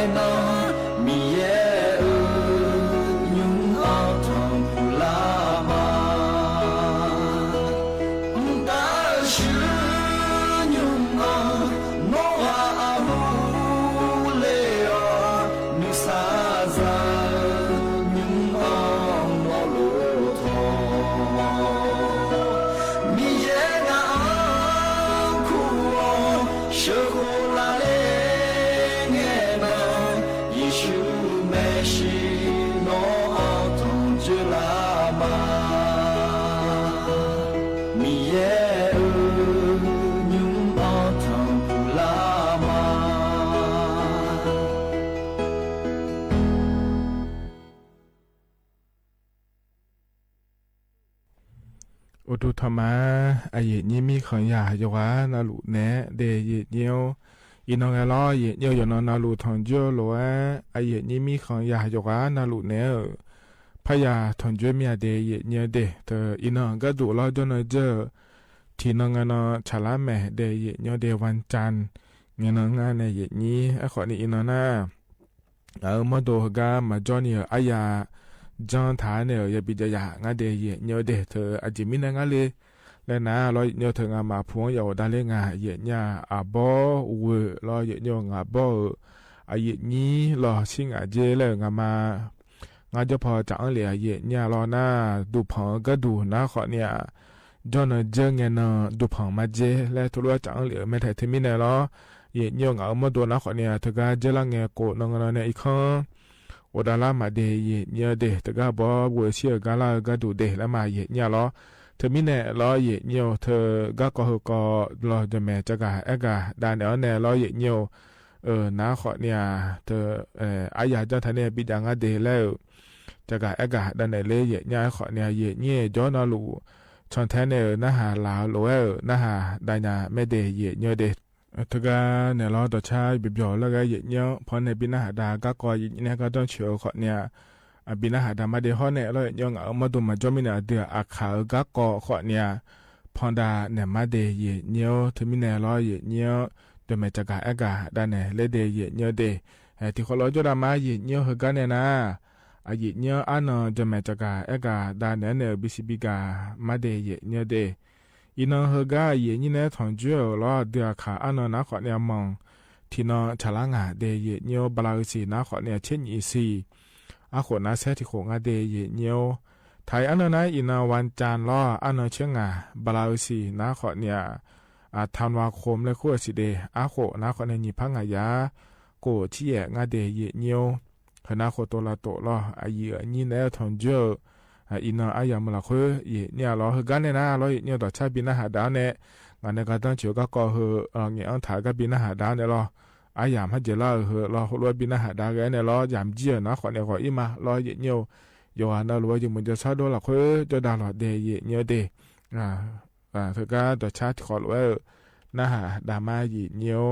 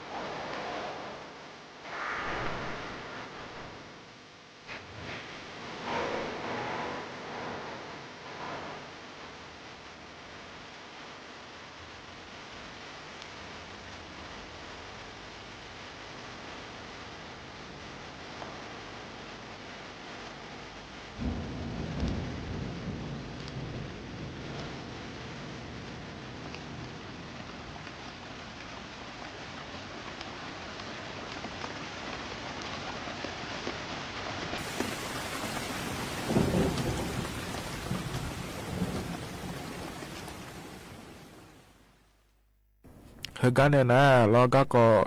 เฮกันอายุเนี่ยก็ต้องเชื่อเฮจักาตาเนี่ยเดียเยอะเดเยอะเจริญเงี้ยเราเดืออาคาก็เฮกันพอเนี่ยพอโดนเนี่ยแล้วก็นะคนนี้มีอันจีก็เยอะเนี่ยเดืออาคาเดือเด็กก็แม่ช่วยก็พิลุอะไรเงี้ยอันเธอมาเลยเนี่ยนะถึงก็ย้อนเรื่องจากการเดินทีมนะขอเนี่ยจากจะรู้ก็รอชอยาสมุนไพรแล้วคุณแม่ในนิยาสมุนไพรเท่านะขอเนี่ยบดชอนจากาแล้วงานเทียเนี่ยเราบดชอนจากานะขอเนี่ยยมยาการเนี่ยอันเธอยาเนี่ยนะยมยาปกยาพอโดนเนี่ยมาเนี่ยขอเนี่ยยากาลอยยมเยอะขอนี่จอดูขอนี่ทีนะยมอินเนี่ยเราเฮโลเปียเนี่ยเลยเฮโลเปียเนี่ยเลยแล้วเราเนี่ยเดี๋ยวมาเจงเอาก่อนเนี่ยเฮโลจังเนี่ยเฮโลอยู่มาเจเฮโลจ่อเจแล้วขอเนี่ยทีนะมายุมเช้าขอจ่อเนี่ยอยากจะมือพาอาเบลมาบีชินีอยู่มโลแล้วเราเนี่ยเฮโลขอนี่อย่าหามือเจเราเนี่ยเดี๋ยวหานักก็พับเปียแล้วเนี่ยเราอยากเอาก่อนเธอนะขอเนี่ยซุ่มไม่ได้เนี่ยมือพามาลาบูเนี่ยจ่อนะเรานักก็เปียละเดี๋ยวเนี่ยเดี๋ยวที่ไม่ได้ยายุมเช้าเนี่ยเราที่ไม่ได้เนี่ยบอชอนจากาอยู่มาเธออาจจะรู้ว่าอยู่มาเนี่ยอยู่หาเนี่ยบีมือผังงาแล้วงาก็จากาได้เนี่ยเด็กงายอมอย่าโปอย่าแอดโดมาหรอมาพอในมีหน้าเย็นเนียวเราจากาก็หืมมาพอโดนในมีหน้าเย็นนี้งานในแอดก็ยุ่งพานะหาเดในมือพายาอยู่มาเดสิญญาเนี่ยอยู่มังเงินหน้าเงื่อเจแม่แล้วแต่มันเหนื่อยนี่เรามาแอดนี่เราเห็นเนียวยายุ่มชาเดแล้วที่ไม่ในยุ่มจีงก็ที่โปแล้วพายปนไหนเนี่ยเย็นเนี่ยบดชอนจากาเธอยอมือแม่เย็นเนี่ยอยู่หายอมือเมื่อยุ่มชาเนี่ยนะแล้วเราเลยนี่ถ้ามีอะไรมานี่สิญญาเนี่ยเหมือนกันนะถ้ายุ่มเดอดัมเบติก็มาเธอเย็นเนี่ยอาบอเราเย็นเนี่ยยอมอย่าโปเฮจิอาบอเนี่ยยุ่มเดแล้วเฮกายสุกันผิดว่าอาบอชั่วโมงเนี่ยมาเราเนี่ยอันถ่าจะแม่เนี่ยเย็นนี้ถ้ามีเนี่ยอาบอก็ก่อนเนี่ยคนนี้อิงอ่ะเธอเย็นเนี่ยจากายุ่มชามายุ่มชาเท่าจะมีนางาแล้วก็นะที่ปวนะมาข้อไปเลยนะฮะแต่มีเนี่ยเราอับบามามอลามีเนี่ยอ๋อเฮจิอับบอเดเฮจิอับบอเดเลยมึงพามเนี่ยเนี่ยเบอร์เราเลยอย่างนี้น่าอับบอชุมยองแต่เนี่ยเบอร์เราแต่มีเนี่ยอับบอชุมยองเนี่ยตัวเนี่ยอย่างนี้น่าหาเนี่ยเราอย่างนี้เฮจิจะไม่เฮบอจะไม่แล้วแต่เนี่ยมันก็เราอย่างนี้มันนี่สิญญาเนี่ยอยู่มันก็น่าจะบอสรู้ว่าหางเงยจะบออยู่แล้วเนี่ยทายุมลาเดอย่างนี้หัวอยู่ดีมาหลัวเนี่ยเราอยู่ดีมาหลัวเดเราที่มีเนี่ยสิญญาเนี่ยมันเงินนะทายุมอีเนี่ยเราหน้าอับบอจะละนะคนนี้อายุรู้จักแล้วเราเนี่ยอายุรู้จักเนี่ยเราเธอปู่ยาปู่โลอายุอัปปะเนี่ยอยู่มโลอับบอเนี่ยชิ้นนี้เนี่ยอยู่มโลแล้วเราเนี่ยเธอมาปู่มีนะจะมือพายาลานุมโลอายุที่เจนายาลานุมที่เจนามาลานุมละที่เจนาแล้วเราเนี่ยยาเช็ดเท้าเนี่ยเขาปะเช็ดเราเนี่ยยาเช็ดเท้าที่เจนาแล้วอัปปะเนี่ยยาเหลวโลแล้วเราเนี่ยที่เจนายากาอุทาโลแล้วอยู่มีอาจจะยังไงเธอเนี่ยเหรอเธอมีเนี่ยเราอับบอสิญญาแต่มันก็อายุโลยาอยู่มาแล้วคนนี้สิญญาเธอเนี่ยเหรอถึงมีเนี่ยเราอายุโลยาอยู่มาโลแล้วมาสิญญานะคนนี้เราอาจจะมาก็สัจจิเบบิเลเชโว้จาวโลแล้วคนนี้มาเกิดเนี่ยบอลเลยอย่างนี้ผมว่าบ้าเดียเนี่ยเดียอยู่ห้างมือละเชอยู่ห้างพันดุลาพันนาลังอาเทียอยู่ห้องเนี่ยขณะแต่มันก็เราอย่าปูโลอย่าลานุโมโลอย่าโฮโลโลอย่าจังโลแล้วสิญญาแต่มันอยู่มาก็ลังเนี่ยอันยานี่ยาอยู่มาแล้วเขาพยายามสิญญาเทียเนี่ยหรออันยานี่ยาอยู่มาแล้วเขาอยากสิญญาเดเฮิมยานี่แล้วหังอยู่มาจีอยู่มามังเงอรอเนี่ยมีเนี่ยอันยานี่ยาอยู่มาแล้วสิญญาเนี่ยเฮิมยานี่อยู่มังเงออาจจะอยู่เจอนะเขาเนี่ยหรออยู่หันเนี่ยเดลาจีแล้วพับบองอาเทียเนี่ยหรออยู่หันเนี่ยเดลาจีแล้วพับบองอาเทียที่มีเนี่ยอันยานี่อยู่แล้วตัวก็ทำคนนี้ยาสิญญาเดียเนี่ยเลยตัวก็เนี่ยดงเนี่ยเขาเนี่ยพอชมมาพิจมองเนี่ยอันถามไม่หรออยู่เนี่ยอยู่มาอันยานี่อยู่มาแล้วเราเนี่ยแล้วเธอเนี่ยอาจจะใส่เยอะที่เดียก็ดูนะขอนี่อายุเจียอายุแล้วพับบองอาเสียเนี่ยอาป่าหน้าก็เจริญสาก็ดูเดหรอชิ้นนี้หน้าก็เจริญสาก็ดูเดแล้วเราเนี่ยอาบอหน้าก็เจริญสาก็ดูเดเฮก้ามุขนี่ยายุมชางาเดยเนี่ยเดมายุมชาญาหน้าขอเนี่ยจะเจียวพระเปียรญาขอนี่บ่แล้วงาเทยเนี่ยหรอท ธอมีแน่เยเนียวเหินนะขอเนี่ยยากาเราบดช่องยากายุ่มเงะเยเนี่ยเราอย่ายุ่มช้าเดแล้วเราเยเนียวชั่วโมงเนี่ยเนี่ยถาล้อยช่วยกันผิดอุดเนี่ยถาล้อยยังมือพาช่างแถวมังเงินนะเราเยเนียวฮัลโหลเจแม่ฮัลโหลเอกาดูเมียเลยฮัลโหลเงะก็ดูเมียเลยแล้วแต่เหนือเนี่ยอยู่ฮะเราปวดหลังเนี่ยยุ่มยาวแล้วมังเงินงาแถวเยเนียวน่าบ่ช่างจะกาแต่มังเงินหรือหมอในบินเนี่ยเราจะกาอันนึงเธอขอนี่เงินแม่เยเนี่ยอย่าจนนะลูกเขายังอีเนี่ยเราเยเนี่ยจะกาจะละเงี้ยจะกาที่จะน่ามาจะเจียมังเงินเนี่ยเยเนี่ยไอ้จะเจียเดียกแกอักเสบแล้วคุณแม่เราเธอก็เธอมาจะทะเลขอเนี่ยเรามันนานเนี่ยเนี่ยอย่าพาราหุมาเราแล้วเราเนี่ยอดีตก็อยู่มาจากการโลกเดินหน้านัวเราหมอจากการบินแต่ละงานละที่เดียนะอดีตทะเลนะขอในมาจมนี่ขอเนี่ยอุดุน่าทะเลนะอย่าพารามันจานี่ขอกันเนี่ยแต่มาจิงกันแล้วขอเนี่ยหมอในบินแต่ละจากการเธอนะเราอยากแก้อาเสบหุมานะหมอเนี่ยแหละแม่เฮก็หน้าโยขอเนี่ยจะเจียเดนอเดแล้วเราเนี่ยเฮก็หมอจะจิงกันละยอมมันเนี่ยเราอยากจะจิงไหมมันเงินนะขอเนี่ยปอยเราจะสมัครดูเขาเปลี่ยนละเงี้ยมาจากจีนะขอเนี่ยจะขายหุ่นเนี่ยมาพักกันเลี้ยงกันแล้วก็หุ่นละสาวเราจะขายจีพยาปุพันเนี่ยงานหมอเราน่าเจริญเงี้ยจะมาจังเงี้ยจนเราที่จอนะทะเลเขาจนเราหนีจอสมจก็เลยขอเนี่ยจะขายที่หุ่นจังเงี้ยมาทะเลเนี่ยในปีเจเงี้ยหมอเนี่ยเราจะขายเธอมาจากจีน่าเราเงี้ยที่มีเนี่ยหมอเนี่ยเราอยากช่างแท้เดียเงี้ยเดน่าไอ้ยามกับพัชริลางาสิเราอุศนะอุศน้องนะน้องจีหอนะจีหอจะเดแล้วเราอย่างนี้เขาเนี่ยมาอยู่ใครมีน่าจะกะแล้วก็พัฒนาเถียงยังมือพาเขาเนี่ยจะอยู่มาเดียเด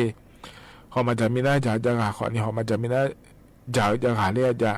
เขาจะได้เนี่ยจะกะนะเขาเนี่ยเขาจะเนี่ยจะกะแล้วพัฒนาเถียงนั่นเธอเรือเราอย่างนี้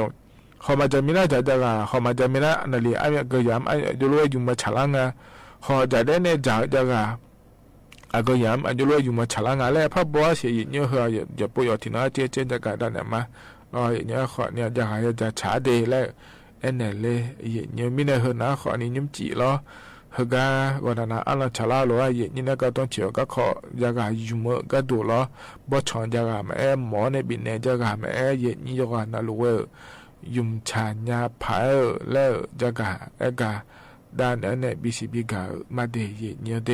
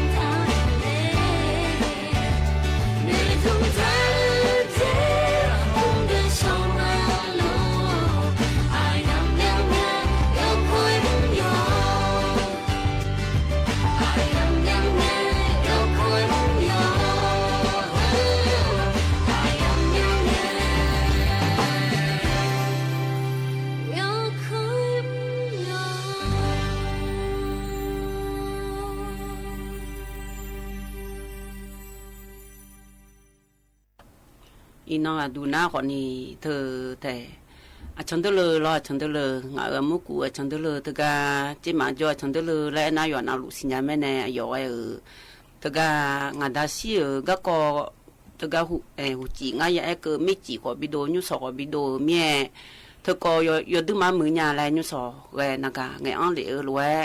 ยอจือนาและจะมอลิหมอเมียและรู้ตะก็รู้เจอแน่เธอก็ดูตัวจากการเนี่ย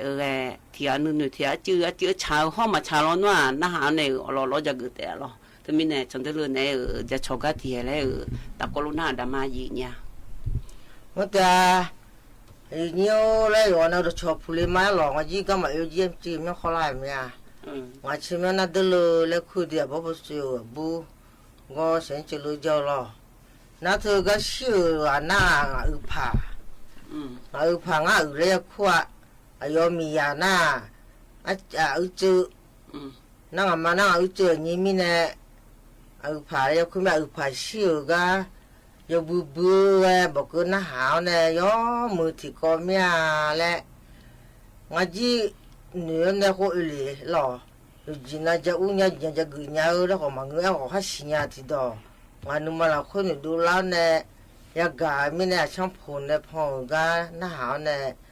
พระยอนเนี่ยคือจีน่า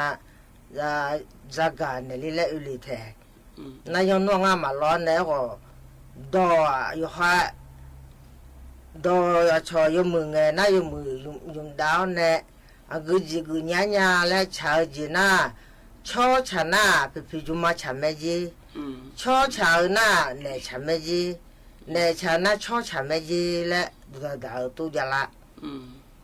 นั่นอยู่จีอยู่นั่นลูกอยู่ฮะ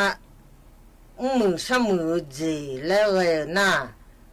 มาฉันมาชี้เลี้ยวและมาอยากจีและตัววันจีตัวกามาไปหมอตัวใจนี่ผ่าตัวใจย้อนล้อเดือดล้อน่าถึงมีแนงจีพอเชื่อมหน้าอ้อและจีจีน่ากามอเมียและหุ่นในพระหลอนกินล้อเนี่ยดูก็จีอ้อมือทิ้งอันนี้และก็จนเนี่ยมือยันลงเดะก็จนชอบเขาละกูมือจนเนี่ยขัดที่ขามาและรวยฮันยาฮันยังไงก็ถือจะรู้ตัวเขามาไม่ขอจีอย่างจีและจะก็เนี่ยอยู่นั่นลูกฉันตายจนเนี่ยยังก็ถือจีอ้อมือถึงแม่หรอที่มาขาดเยอะช่วยที่มีอย่างละแม่จีหรอแม่นี่มันก็ขอน่าเธองั้นบอกคือหน้าเอาปตพี่เราเนี่ยพี่ว่าไงนี่มีจู่ว่าไงอยู่นั่นลูกฉลาดมาตัวเงยแล้วช่างผัวเงยช่างผัวดูมาของไงเมียอยู่นั่นไงลูกฉันเมียเช้าเนี่ยนายย่องกูเธอย่องแล้วนายย่องมามือที่จีย่องมาจ่าย่องมือแล้วบิจาลูแต่แม่เจียอย่างนั้นกูเจียจีบอีกคนนี้คนนี้ข่าวศีรษะมาดูเนี่ยข่าวอยู่ข่าวพี่จุมังมาไงเนี่ยละจีบิจาจีบิดอยู่ข่าวอยู่มืออยู่จ่ามือของเงยและกระทั่งพายาคู่จ่าของเงยอยู่นั่นลูกพี่จุมาทุแต่แม่จีอย่างนั้นกูจีกูก็มีเหตุแต่ดีมามูจ่อกูมูจ่อคนเนี่ยบลาคนนั้นมากูเหรอที่แต่แม่แล้วเหรอล่ะนั่นถึงมีเนี่ยงานจีนอยู่น่ะก็ไงก็รู้ว่าย้อมมือเนี่ยแหละจีอย่างนั้นกูคนนี้อันยาบีนี่มั้งสมอบีเนี่ยน่าอยู่หอยน่าจังอันเนี่ยมันนู่นน่ะร้อนน่ะก็เลยแหละอยู่ผู้เบี้ยใช้ซองอ่ะหรอน่ายามอบีก็อยากgoบีหอยที่ก็มันพัดชายงาเถอะอันยุ่งอ่ะแต่ก็จะหลังอันนี้เราสนอพาดูพองอย่าอันยุ่งพับบีก็มองพับบีคือจีอยู่ชิวๆแล้วพอมอเนี่ยนอยาดูจีดาญาผาเด็ดดาญาผาคือจีน่าจีเล็กบูกาแล้วมาพัดใหญ่งายุ่งเนี่ยมาพัดเขาฐานะคือน่าจีปีจีก็มาพัดสิญญาละงาชอบหมดชอบดูซีน่ะยุ่งเนี่ยมาพัดชอบหมดแดงไงเนี่ยมาพัดหนูถามาพัดอุถาน่ะ ที่จีมาเปิดที่จีมเปิดอายุมเปิดอารมณ์เปิดไปแทมอย่าแล้วยูมอย่าแล้วเดี๋ยวถึงหน้าอาจจะสั่งอ่ะดีเฮ้ยมันผูวันนั้นกูเนี่ยเขามันผูแล้วตัวเถอะนึกมาเขามาซาละอากาศเขามาซาเขาจะเขามาขึ้นละอ๋อดูมาหมดเลยเหรอดูดำหมดเลยเหรออยู่จนเลยแล้วนี่สั่งอ่ะถึงหรอเขาหน้านี่สั่งมาพาโลงอ่ะอาจจะยังงั้นก็ว่านี่กูดอเงยเยซูของเงยอิสลามของเงยจริงแต่ไปซื้อเงยขายอยู่เขาเยอะถอยจะดูของเงยแต่ตัวย้อนนายย้อนตัวดูที่ก็รู้ตาแต่แม่ตัวรู้ชอบเหล่ามูลในดูเลี้ยวชอบหนึ่งในดูเลี้ยวเอาหุบเนี่ยยุงขาเลี้ยวไม่มีเนี่ยอันนี้ว่า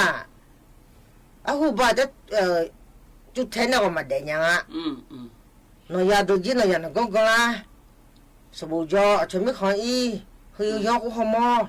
กูอะไรแหละน่าหุ่มยกหุ่มหน้ายกเขาเก้าทั่วกูทุทีเนี่ยแล้วทุดลงน่าทุมาชาเลงาแล้วนะพระราชาและยกคนหน้ายกพระแพ้ยกมอหน้าก็ยุ่งละยุ่งแล้วกูจะชาแล้วมึงแต่หน้ากูไปลูกเต้นยินเทนเนี่ยจ้าหน้าแล้วอยู่จนุ่มเบื้องหมอสีนี่ผ่าสีสีเนี้ยเดินนั่งสีน่ะนั่นมาสีเนี้ยเดินเลยอยู่จนุ่มหอดีมาทุกมีเนี่ยหนูชาแล้วมาพาโหลยงาและงาคนหนึ่งเนี่ยจีคนเนี่ยชอบหาแล้วไงไม่อยากบัวลีแล้วมาเด็ดปานีจังยาจีน่าจังมาจังยาจีน่าคนเนี่ยอายุยังจังละแล้วสีเนี้ยเดินนั่งหาเนี่ยจังกูดักข้าเบอร์และอายุนี้เดินคนรวยไอ้กำมันเนี่ยแล้วจีน่าและอุลิงาอินนอล้อมาจีดูสีเนี้ยแล้วก็มาเงื้อมาสีเนี้ยคนเนี่ยนี่ว่าผ่าต้นจนตัวลาทุนลาเช็ดดูเนี่ยแล้วคนนึกมาคือดูเนี่ยแล้วสอบคนเนี่ยลาบิเช่พายว่าบินชาพายบิจอมอมียหรือเอกาลีลาช่างผู้ฮอลีโยโจกาอุนเนลอในเมืองจิลหายอเช่นชนะคนเนี่ยนมาดอมาชาวดอนักองอาดองไอหรองาแต่มังเงอชัวของมือแต่ย้อนเนี่ยย้อนมือดอนักมีของอยู่มือนาไกมีขาจอนั่นเรามีของจอพม่ามีของก็จอหลับบุญมีของก็จอมาทุลอเวียดนามก็จอสิญญาเดือดเนี่ยฮกาวัวเนี่ยมีของบิดบิกาอเดือขายจีชดที่มีญาพายบิบุลาพายว่าเห็นไหมยังบินยังไงหรอเห็นน่ะมาคือญามาดอนญาและดูน่าบอกคือดอกอาหารญาจุกาให้คือเหลือนั่นว่ามีของเพียหอยาวเนี่ย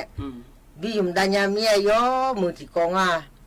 อายุนี้ดูอยู่อันนั้นข้าชิขาที่ขามาแถกาจะคอยจะเปลี่ยนเนี่ยแถวโตและอากาอีอากาล่าคนนี้ผู้ชื่อมาจานาอยู่นะใช่ไหมคนนี้อาคาโดดได้ไหมยอชอเชอีชอผู้และตัวจาราหรอเธอมีเนี่ยผู้ชื่อมาเอาหน้าจีที่ก็ไม่ต่อหน้าบุน่ายอชอเชและทุจีดูมาคนเนี่ยที่น่าสุดเป็นสิ่งที่ไม่ล้างอ่ะเธอยี่น่ายังไงแบบนี้ล่ะย้อนน่าว่ามันล่ะแล้วก็สุดเป็นสิ่งที่จะมีจะชอแช่และอีชอผิวและตัวยางอ่ะดอยยอมือถิ่มงะตัวน่าคนเนี่ยงานน่าคนนั้นน่าแล้วก็มาอยากก็บีมาเดียนี่ว่าน่าเห็นที่ก็ที่จะนุ่งชาดีกูจันดากูจังกุลีมาแท้ไอ้เนี่ยน้องอะไรก็เงลีก็กรองหัวเนี่ยช่างผู้ลีโยกรองเลยมาแล้วจะตาพอเจ้าดูจีอยู่นะกรองเลยมาแล้วอยู่นะยังมือจะชาดูด้วยเพียบมือไอ้ชั่วยอมือของมือยังมือจะชาดูด้วยมันน่ามาก่อนนี้อย่าบอกว่าอุดสิหลอดอนเนี่ยอุดุมกองมันนั่นนี่บิจอนเนี่ยอยู่เรื่องอะไรยังมาทำพออย่าจอมาละชุมายลอยสามาทอนี้ยังมือพายอยู่มือพายุกายอยู่กันนะรออยู่กันนะเช่อยู่มามือน่าดูก็ยังมียาก็มาอยากมาจะมาขึ้นอะไรหรออินก็ดูหน้าคือมีอะไรคุยอันนี้นี่ชอบแผลอยากจะนั่งจีมาแทอินเราคุยจีน่าคือมีอะไรคุยหน้า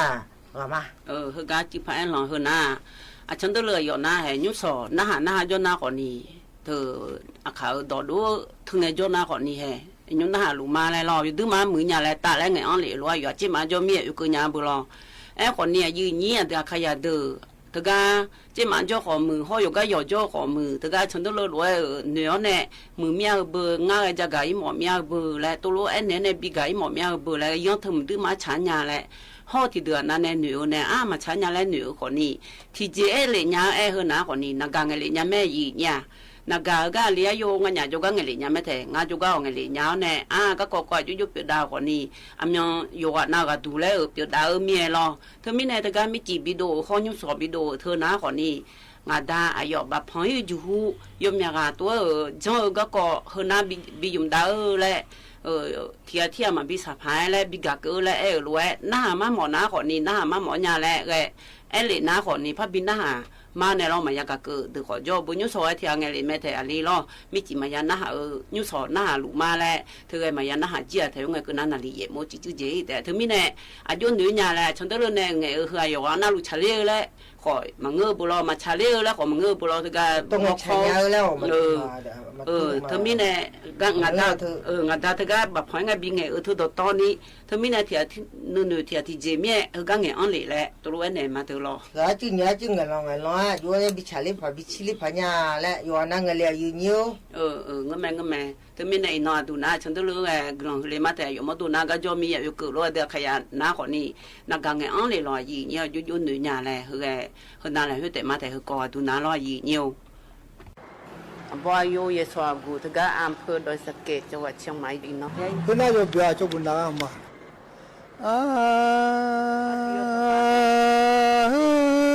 ลีลี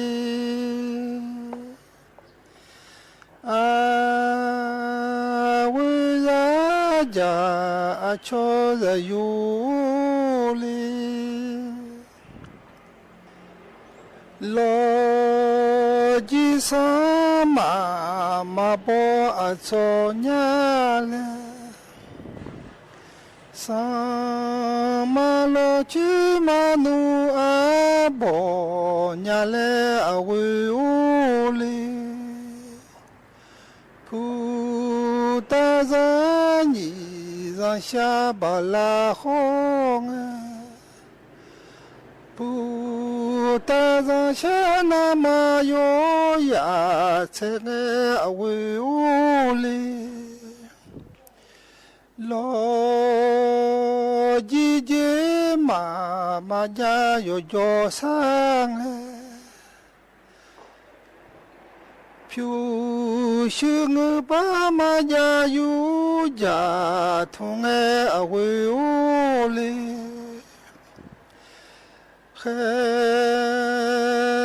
มาลาโยโยมาสาญาเลมาโยยุจามาทุงญาเลอวิโอลีอาวิจาจาโชยูโอลีโลจิเจมาจาจกีอายิญูอาชาพาพิวชิมาจาจญาอันยิญูอาชางาจังอวิโอลีมาลาชูอาชาพามาจาญาเลมาโจชัวช่างมาจาญาเลโลจิโอโจจิสมโจลาฮงโลจิซาชาติงาหูฮงอวิโอลีโลจิโอโจอิเลดามาเฮงาเลซาชาอิเลดามาเมญาเลอวิโอลีซาโตเอเยซามาชาซิคุ sa to da pyu ye hu ma hu si khue a we u li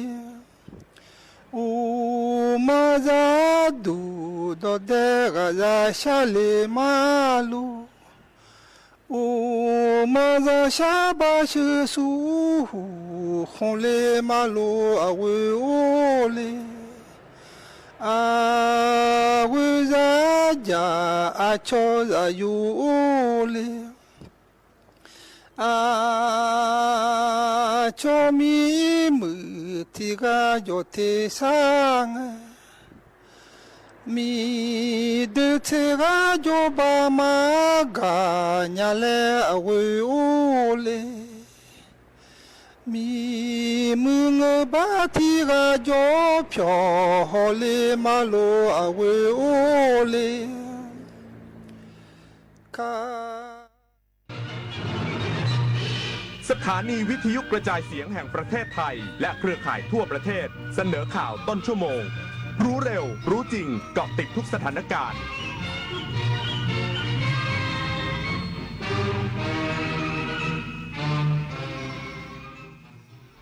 รับฟังข่าวต้นชั่วโมง 22 นาฬิกากับธราวุฒิวิชัยดิษฐ์ครับประเทศไทยเตรียมจัดการประชุมระหว่างประเทศว่าด้วยหุ้นส่วนระดับโลกเพื่อต่อต้านอาชญากรรมหลอกลวงทางอินเทอร์เน็ตอีกสักครู่กลับมาติดตามรายละเอียดครับพบกับเทศกาลสุดยิ่งใหญ่แห่งปี Princess Cup Thailand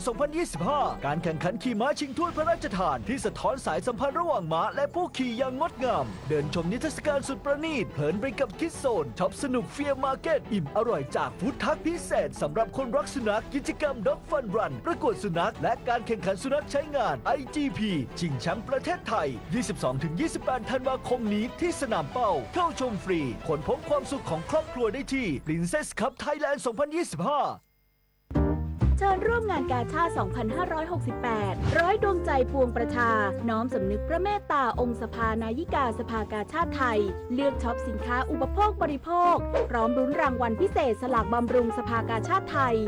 11-21 ธันวาคมนี้ตั้งแต่เวลา 11 นาฬิกาถึง 22 นาฬิกาณสวนลุมพินีและช่องทางออนไลน์ผ่าน www.iletcos.org ร่วมร้อยดวงใจสานต่อการให้ที่ไม่มีวันสิ้นสุดธนาคารขอแจ้งว่าบัตรเครดิตในชื่อของท่านมียอดค้างจ่ายจำนวนมากหากไม่จ่ายจะถูกดำเนินคดีนะคะชื่อของคุณเกี่ยวข้องกับบัญชีม้าตำรวจต้องตรวจสอบเส้นทางการเงินครับคุณได้รับเงินภาษีคืนนะคะช่วยกดลิงก์ยืนยันด้วยค่ะอย่าเสียเวลาคุยอย่ากดลิงก์หรือกดติดตั้งแอปพลิเคชันที่มีการอ้างเพราะสถาบันการเงินและหน่วยงานภาครัฐไม่มีนโยบายติดต่อประชาชนทางโทรศัพท์หรือการส่งข้อความถ้าเจอแบบนี้มิจฉาชีพแน่นอนครับ23 มกราคมนี้ห้ามพลาดถนนดนตรีไลฟ์พบกับบทเพลงแห่งความรักความหวังความฝันสื่อประสานด้วยพี่น้องร้องเพลงหนูมิเตอร์และบิวกัลยาณีชมฟรีตั้งแต่เวลา 18 นาฬิกาเป็นต้นไปณห้องออดิทอเรียมอาคารศูนย์ปฏิบัติการสถานีวิทยุกระจายเสียงแห่งประเทศไทยลงทะเบียนเข้าชมได้ที่ Facebook Fanpage ถนนดนตรีเรายังเป็นนักเดินทาง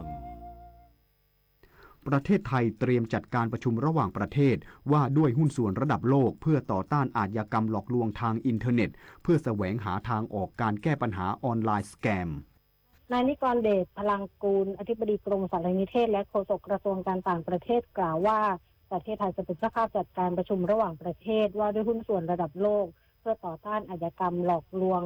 ทางอินเทอร์เน็ตระหว่างวันที่ 17-18 ธันวาคมนี้ที่กรุงเทพมหานครเพื่อแสวงหาทางออกการแก้ปัญหาออนไลน์สแกมซึ่งผลลัพธ์ของการประชุมคือถ้อยแถลงร่วมเพื่อเสริมสร้างความเป็นหุ้นส่วนในเรื่องนี้พร้อมข้อเสนอในทางปฏิบัติและความร่วมมือเพื่อแก้ปัญหาต่อไปเนื่องจากไทยให้ความสำคัญกับปัญหาการหลอกลวงทางอินเทอร์เน็ตหรือออนไลน์สแกมเพราะเป็นปัญหาใหญ่ไม่ใช่เฉพาะในภูมิภาคอาเซียนแต่ยังขยายวงกว้างไปทั่วโลกโดยเป็นหนึ่งในประเด็นสำคัญที่ไทยเรียกร้องให้กัมพูชาร่วมกันแก้ปัญหาดังนั้นกระทรวงการต่างประเทศและสำนักงานว่าด้วยยาเสพติดอาชญากรรมแห่งสหประชาชาติจึงร่วมกันจัดการประชุมนี้ขึ้นสอดคล้องกับการที่นายกรัฐมนตรีประกาศไว้ในการประชุมสุดยอดอาเซียนครั้งที่ 47 เมื่อเดือนตุลาคมที่ผ่านมาที่กรุงกัวลาลัมเปอร์ประเทศมาเลเซียเพื่อต่อยอดและสานต่อความพยายามต่อต้านอาชญากรรมและหลอกลวงทางอินเทอร์เน็ตจุฑามาศรักษาพันธ์รายงานแม่ทัพภาคที่ 3 ระบุสถานการณ์ลักลอบลำเลียงยาเสพติดตามแนวชายแดนไทยยังน่าเป็นห่วงจึงกำชับให้ทุกหน่วยงานวางมาตรการคุมเข้มทุกพื้นที่ พลโทวรเทพบุญยะแม่ทัพภาคที่ 3ในฐานะผู้บัญชาการหน่วยบัญชาการสกัดกั้นและปราบปรามยาเสพติดสารตั้งต้นและเคมีภัณฑ์ชายแดนภาคเหนือหรือนบยศ35ระบุว่าสถานการณ์การลักลอบลำเลียงยาเสพติดตามแนวชายแดนไทยเมียนมาพบว่ามีการเปลี่ยนแปลงอย่างชัดเจนในช่วง 1-2 ปีที่ผ่านมาปัจจุบันยังคงมีปริมาณยาเสพติดที่ตรวจยึดได้ในปริมาณเพิ่มสูงขึ้นโดยเฉพาะยาบ้าและไอซ์สะท้อนให้เห็นถึงการเพิ่มกำลังการผลิตจากฝั่งประเทศเพื่อนบ้านขณะที่เครือข่ายผู้ค้ายาเสพติดมีการปรับรูปแบบการลำเลียงให้ซับซ้อนขึ้นทั้งการใช้เส้นทางธรรมชาติเส้นทางรองการซุกซ่อนของกลางในรถดัดแปลงตู้คอนเทนเนอร์เรือเล็กและการใช้บุคคลในพื้นที่เป็นเครือข่ายเชื่อมโยงโดยการเพิ่มขึ้นของยาเสพติดดังกล่าวมักเกิดจากปัจจัยพื้นฐานคือความยากจนความเหลื่อมล้ำและโอกาสทางเศรษฐกิจที่จำกัดทำให้บางกลุ่มถูกดึงเข้าสู่วงจรลำเลียงยาเสพติดซึ่งการดำเนินงานแก้ไขปัญหาจะต้องมีการป้องกันควบคู่ไปกับการพัฒนาคุณภาพชีวิตของประชาชนในพื้นที่ชายแดนเช่นการส่งเสริมอาชีพและการสร้างชุมชนเข้มแข็งทั้งนี้เน้นย้ำหน่วยทหารในพื้นที่ตามแนวชายแดนสกัดกั้นการลักลอบลำเลียงยาเสพติดอย่างเข้มข้นพร้อมเพิ่มการประสานงานการข่าวการทำงานแบบบูรณาการทุกภาคส่วนทหารตชด.ปปส.และฝ่ายปกครองตลอดจนการมีส่วนร่วมของภาคประชาชนในการป้องกันพิมลกันเดชาชัยทีมข่าวสวทเชียงใหม่รายงานสำนักงานพาณิชย์จังหวัดพังงาเตรียมจัดงานสุดยอดของดีสินค้าอัตลักษณ์พังงาภายในงานเบิกฟ้าการาภูงาและกาชาติประจำปี 2569 นางสาวกัญญรักษ์เพชรอาวุธพาณิชย์จังหวัดพังงากล่าวว่าสำนักงานพาณิชย์จังหวัดพังงาเตรียมจัดงานสุดยอดของดีสินค้าอัตลักษณ์พังงากิจกรรมจัดงานแสดงและจำหน่ายสินค้าอัตลักษณ์ภายใต้โครงการส่งเสริมประชาสัมพันธ์และเชื่อมโยงตลาดสินค้าอัตลักษณ์จังหวัดพังงาประจำปีงบประมาณพ.ศ. 2569ในงานเบิกฟ้ากราภูงาและกาชาติประจำปี 2569โดยจัดขึ้นระหว่างวันที่ 18-27 ธันวาคม 2568ที่ศูนย์ราชการจังหวัดพังงาอำเภอเมืองจังหวัดพังงาซึ่งภายในงานมีการจำหน่ายสินค้าอัตลักษณ์สินค้า GI สินค้าเกษตรสินค้าเกษตรแปรรูปสินค้าชุมชนอาหารทะเลแปรรูปและสินค้าเด่นอื่นๆจากผู้ประกอบการจังหวัดพังงามากกว่า60ร้านค้าจันทราสุขนุชสวทตะกั่วป่ารายงานจบข่าวธาราวุฒิวิชัยดิษฐ์อ่านรับฟังข่าวครั้งต่อไปเวลา 23 นาฬิกาครับติดตามข่าวที่นำเสนอไปแล้วได้ที่ www.thainews.prd.go.th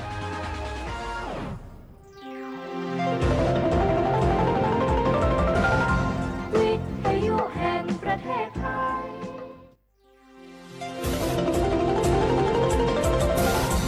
วิทยุแห่งประเทศไทย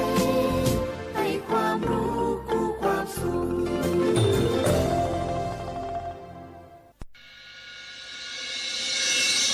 สถานีวิทยุกระจายเสียงแห่งประเทศไทยจังหวัดเชียงใหม่ AM 1476 กิโลเฮิรตซ์สถานีวิทยุภาคภาษาชาติพันธุ์แห่งเดียวในประเทศไทยที่มีความทันสมัยเชื่อถือได้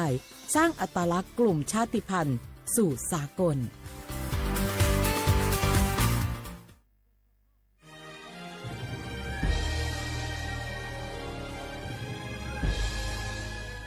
เกิดเป็นคนไทย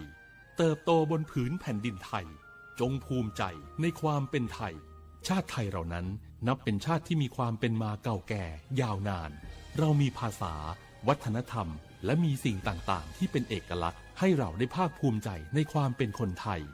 เราควรเห็นคุณค่าและมีความรักชาติหวงแหนแผ่นดินอันเป็นมรดกของบรรพชน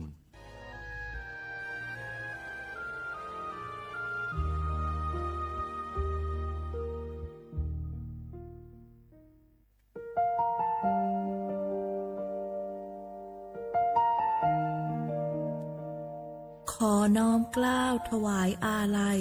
สมเด็จพระพันปีหลวงพระแม่แห่งแผ่นดินผู้ทรงเมตตาเหนือเกล้าขอพระองค์เสด็จสู่สวรรคาลัยข้าพระพุทธเจ้าข้าราชการและเจ้าหน้าที่สถานีวิทยุกระจายเสียงแห่งประเทศไทยจังหวัดเชียงใหม่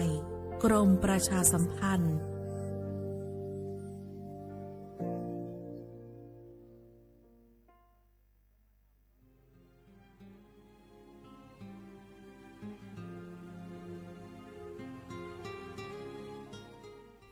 This is a moment of profound grief for the Kingdom of Thailand. The collective voices of Radio Thailand Chiang Mai join the Thai nation in mourning the passing of our beloved Queen Martha, Her Majesty Queen Sirikit. Her life was a testament to the unwavering service, grace, and deep love for the Thai people. Our humble condolences and thoughts are with His Majesty the King, the royal family, and all the Thai people during this deeply sorrowful time. We will remember her forever.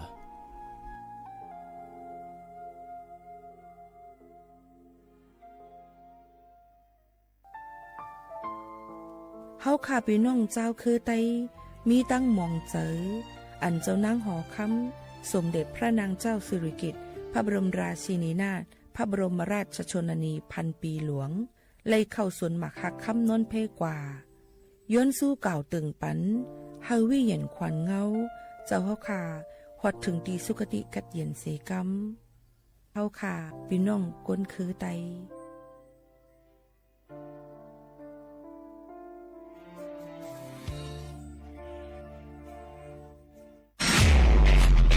นายกย้ำให้ประชาชนยึดหลักไม่เชื่อไม่รีบไม่โอนป้องกันสแกมเมอร์ขอให้ความมั่นใจนะครับว่ารัฐบาลจะให้ความคุ้มครองผู้แจ้งเบาะแส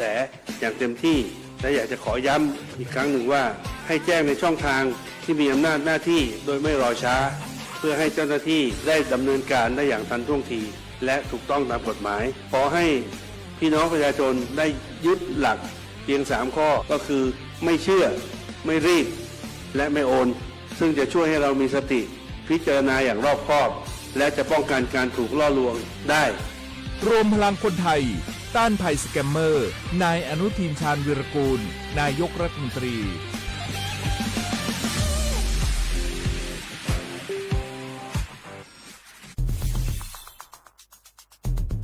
แค่3 ปีความเสียหายจากอาชญากรรมไซเบอร์ของคนไทยพุ่งทะลุถึง 94,000 ล้านบาทหรือเฉลี่ยปีละ 30,000 ล้านบาททุก1 ชั่วโมงเราเสียเงินกว่า 3.4 ล้านบาทให้กับมิจฉาชีพออนไลน์โจรไม่เห็นใจคนอาชีพไหนอายุเท่าไหร่สถานะทางการเงินแบบใดหมอพ่อค้านักธุรกิจนักเรียนแม่บ้านข้าราชการเกษียณทุกคนตกเป็นเหยื่อได้เสมอและวันหนึ่งอาจเป็นคุณหรือคนที่คุณรักเพราะจุดอ่อนร่วมของเหยื่อคือความเร่งรีบขาดสติหรือแม้แต่บางครั้งก็เกิดความโลภจนเกินไปอย่าปล่อยให้การกดคลิกเดียวลิงก์เดียวทำให้โจรยิ้มกว้างวันนี้ถึงเวลาแล้วที่คนไทยทุกคนจะต้องร่วมมือกันสร้างภูมิคุ้มกันอาชญากรรมไซเบอร์ช่วยกันหยุดก่อนที่ภัยไซเบอร์จะทำให้คนที่คุณรักและตัวคุณเองกลายเป็นเหยื่อ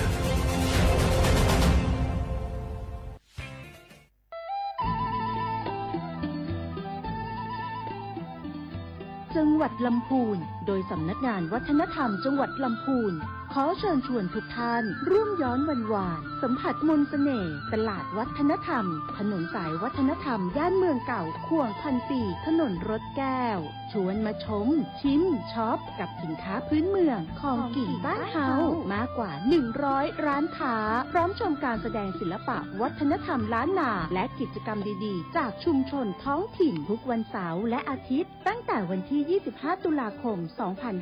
2568ถึง4มกราคม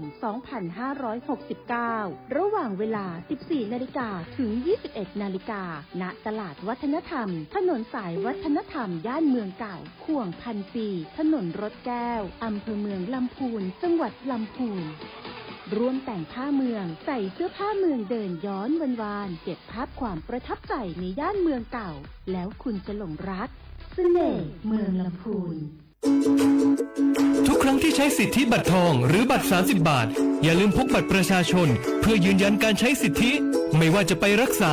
รับบริการป้องกันโรคหรือบริการอื่นๆสำหรับเด็กเล็กที่ยังไม่มีบัตรประชาชนใช้ใบเกิดแสดงคู่กับบัตรประชาชนของผู้ปกครองง่ายสะดวกรักษาได้ทันทีสอบถามเพิ่มเติมได้ที่สายด่วนสปสช1330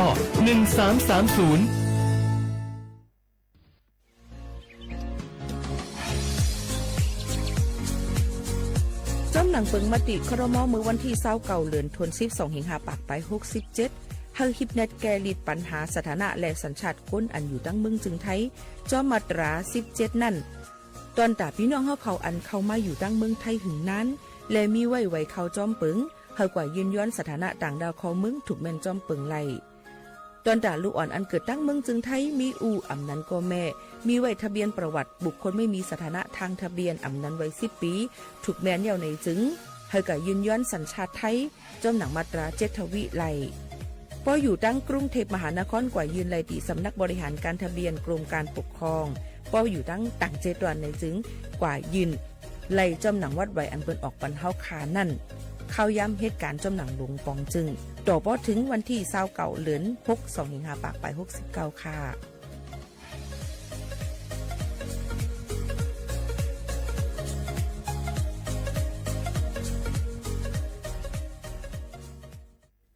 พี่น้องเขาสนใจใครปืนเผาผ่านตั้งห้องปล่อยเสียงสวทเก้งใหม่ปั่นตั้งหูห่มปาดังมีดังซื้อถ่อมแจ้งแล้งหลีกว่าไก่ในปืนตีเจดอนเก้งใหม่กับสืบมาเลยดีสวทเก้งใหม่หมายฟ้น053-276-068และ0922468579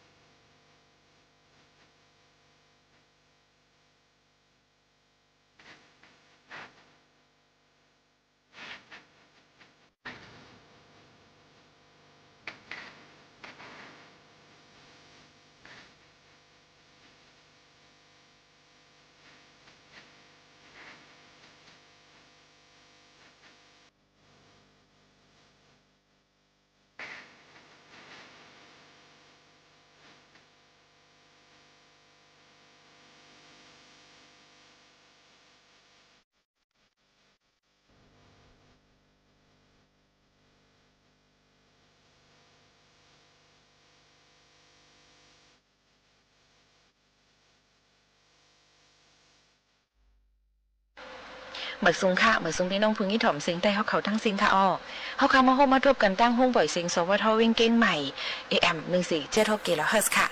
ฮับถอมในดังออมล้ม AM 147 กิโลเฮิรตซ์ถอมในดัง Facebook Live สวทเก้งใหม่ AM 147 กิโลเฮิรตซ์แอปพลิเคชันดังสวทเก้งใหม่ region3.prd.go.th/ เก้งใหม่/ อำนั้นกับสืบกองถามกันเข้ามาเลยดี053-276-007 ค่ะผมจมพับดอนGoogle ค่ะเขาผู้ปืนเผาและผู้จัดรายการโมขาวนนท์ค่ะสุภาวันเชื้อสารวินอยู่เป็นอ้อยกออ้อยเซปอแม่พี่น้องเขาค่ะกูวันพอถึงมาข่าวยามมันเสียและอุปโอตดแต่แค่นี้ฝากตอนจนถึงพี่น้องเขาเอามาได้เป็นปืนหูตั้งหันเอามาได้เป็นร้องเพลงกว้างหวานหูจุกเจอเต็มเจ้าไหนแค่เจอเอามาฝากตอนจนถึงพี่น้องเขาอยู่ค่ะยังพ้องแต่เร็วออนกันหรือเจอกันก่อนค่ะ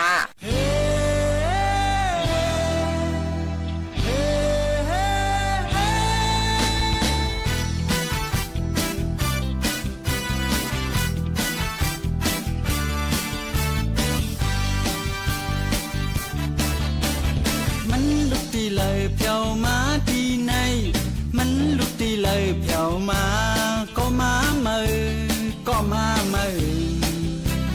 mơ ăn khớ hâu lấy tục hành lấy tục đèn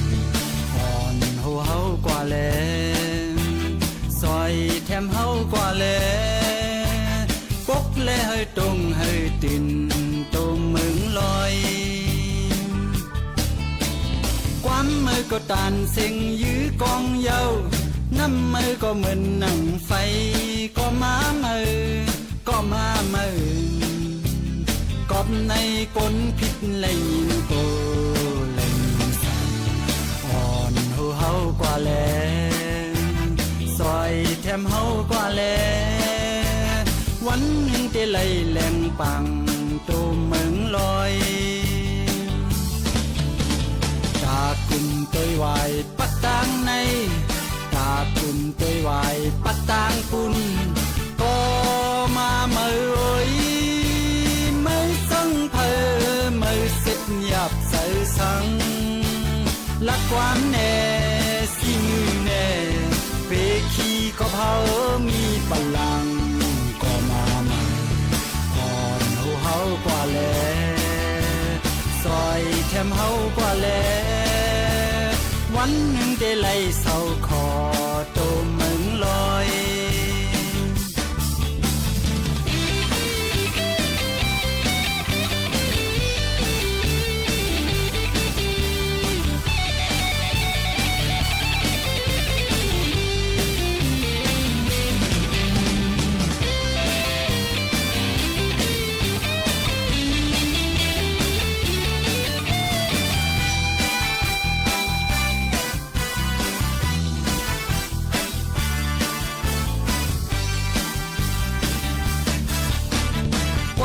có tàn sinh dưới con dâu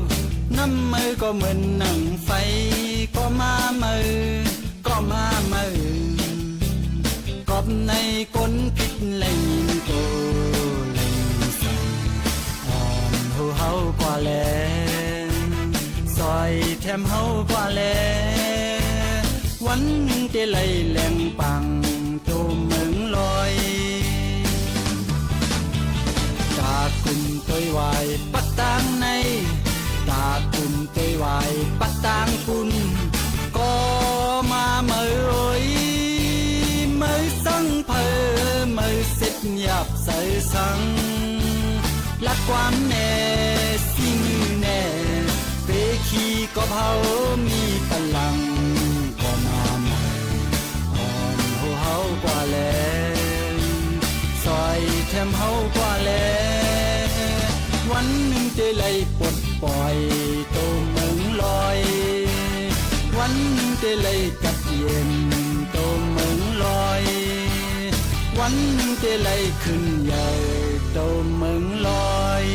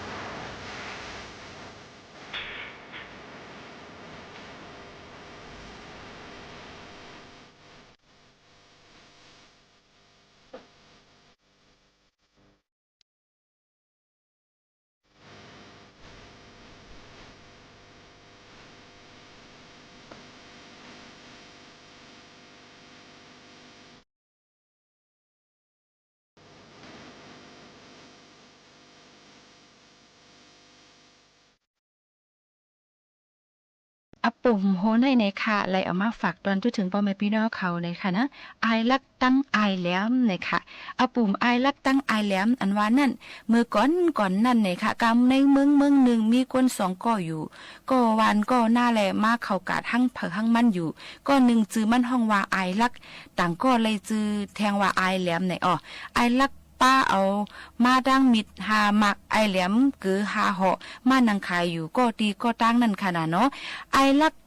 ถอดออกมิดหลีมันในกับเสียก็เปียเนบันเปิ้นไอแหลมก็ลิดเกือมันนั่นออกเปียไว้หนังเก่าค่ะเพราะว่าเปิ้นก็นึงเยาก็นึงมาถามซื้อเอามิดมักเหลียวเกือเยหอก้อยจึงเขาซ้ำว่าอ่ำขายเลยค่ะเอาลุ่มเสกำคาว่าจึงหนังไหนค่ะกลางวันจ่ายกัดซัมปอจำตักเดไว้เสตาก็หาก็เดขึ้นมาซื้อลุ่มเอานั่นเอาโคขายเขาอัมมีผู้เลยเสเจ้าเสป้าและไอลักจังซิมเอามิดมันออกกว่าหาแหลกเกอเปิ้นกูตีกูแลนลื่นนั่นมันทบหันไอแหลมขายเกออยู่แลอาโลเขาก็เหมือนหนังเสียเอาโคขายเขากูเรียกกันป้าเมื่อกว่าเฮิรนผาเฮิรนมันยันเลยค่ะเมื่ออันแผวฮอดเฮิรนเย่าจึงไอลักกอลิดด้วยหอเกอมันกูหอมันไหลหันเกออันลีป้าห่อเลี้ยวก้อยแหละต่างห่อเจอนั่นซ้ำเป็นไส้ก้อยในมันจังออกโซบะเกาถางตัวเกาลักเสเปิ้นซ้ำลักเสเกาเย่ารู้ในว่าเจ้าไหนลงค่ะกัดเตมาเกาตักจอมหาไอเจ้าเกอในลูกก่อนว่าหนังไหนค่ะเย่าไอแหลมก็มืดถอดด้วยมิดมันหมักหนึ่งยาวหมักหนึ่งเลยหันมิดหลีป้ามาหมักเหลวนั่นก้อยเหลือเส้นนั่นเป็นไม่ก้อยค่ะมันก็ใครเจอเจิงหนังไอลักเย่าจังถึงหนังกัดวันกัดมาเขาขึ้นทบกันนะการให้กัดและอุบกันลัดกันว่าปีเกี้ยวเฮาสองก็ในอาแก้มก็เหมือนกันหยันก็เหมือนกันเอาในกว่าหน้าเฮาเอากันว่าป้ากันเป็นเฮ็ดก็เฮ็ดเซลยกันเซแลกว่าหากว่ากาดกว่าขายจ้อมกันโดยดีโยเนาะว่าเจิงหนังในเซสองป้าสองภายก็เฉพาะพร้อมกันเส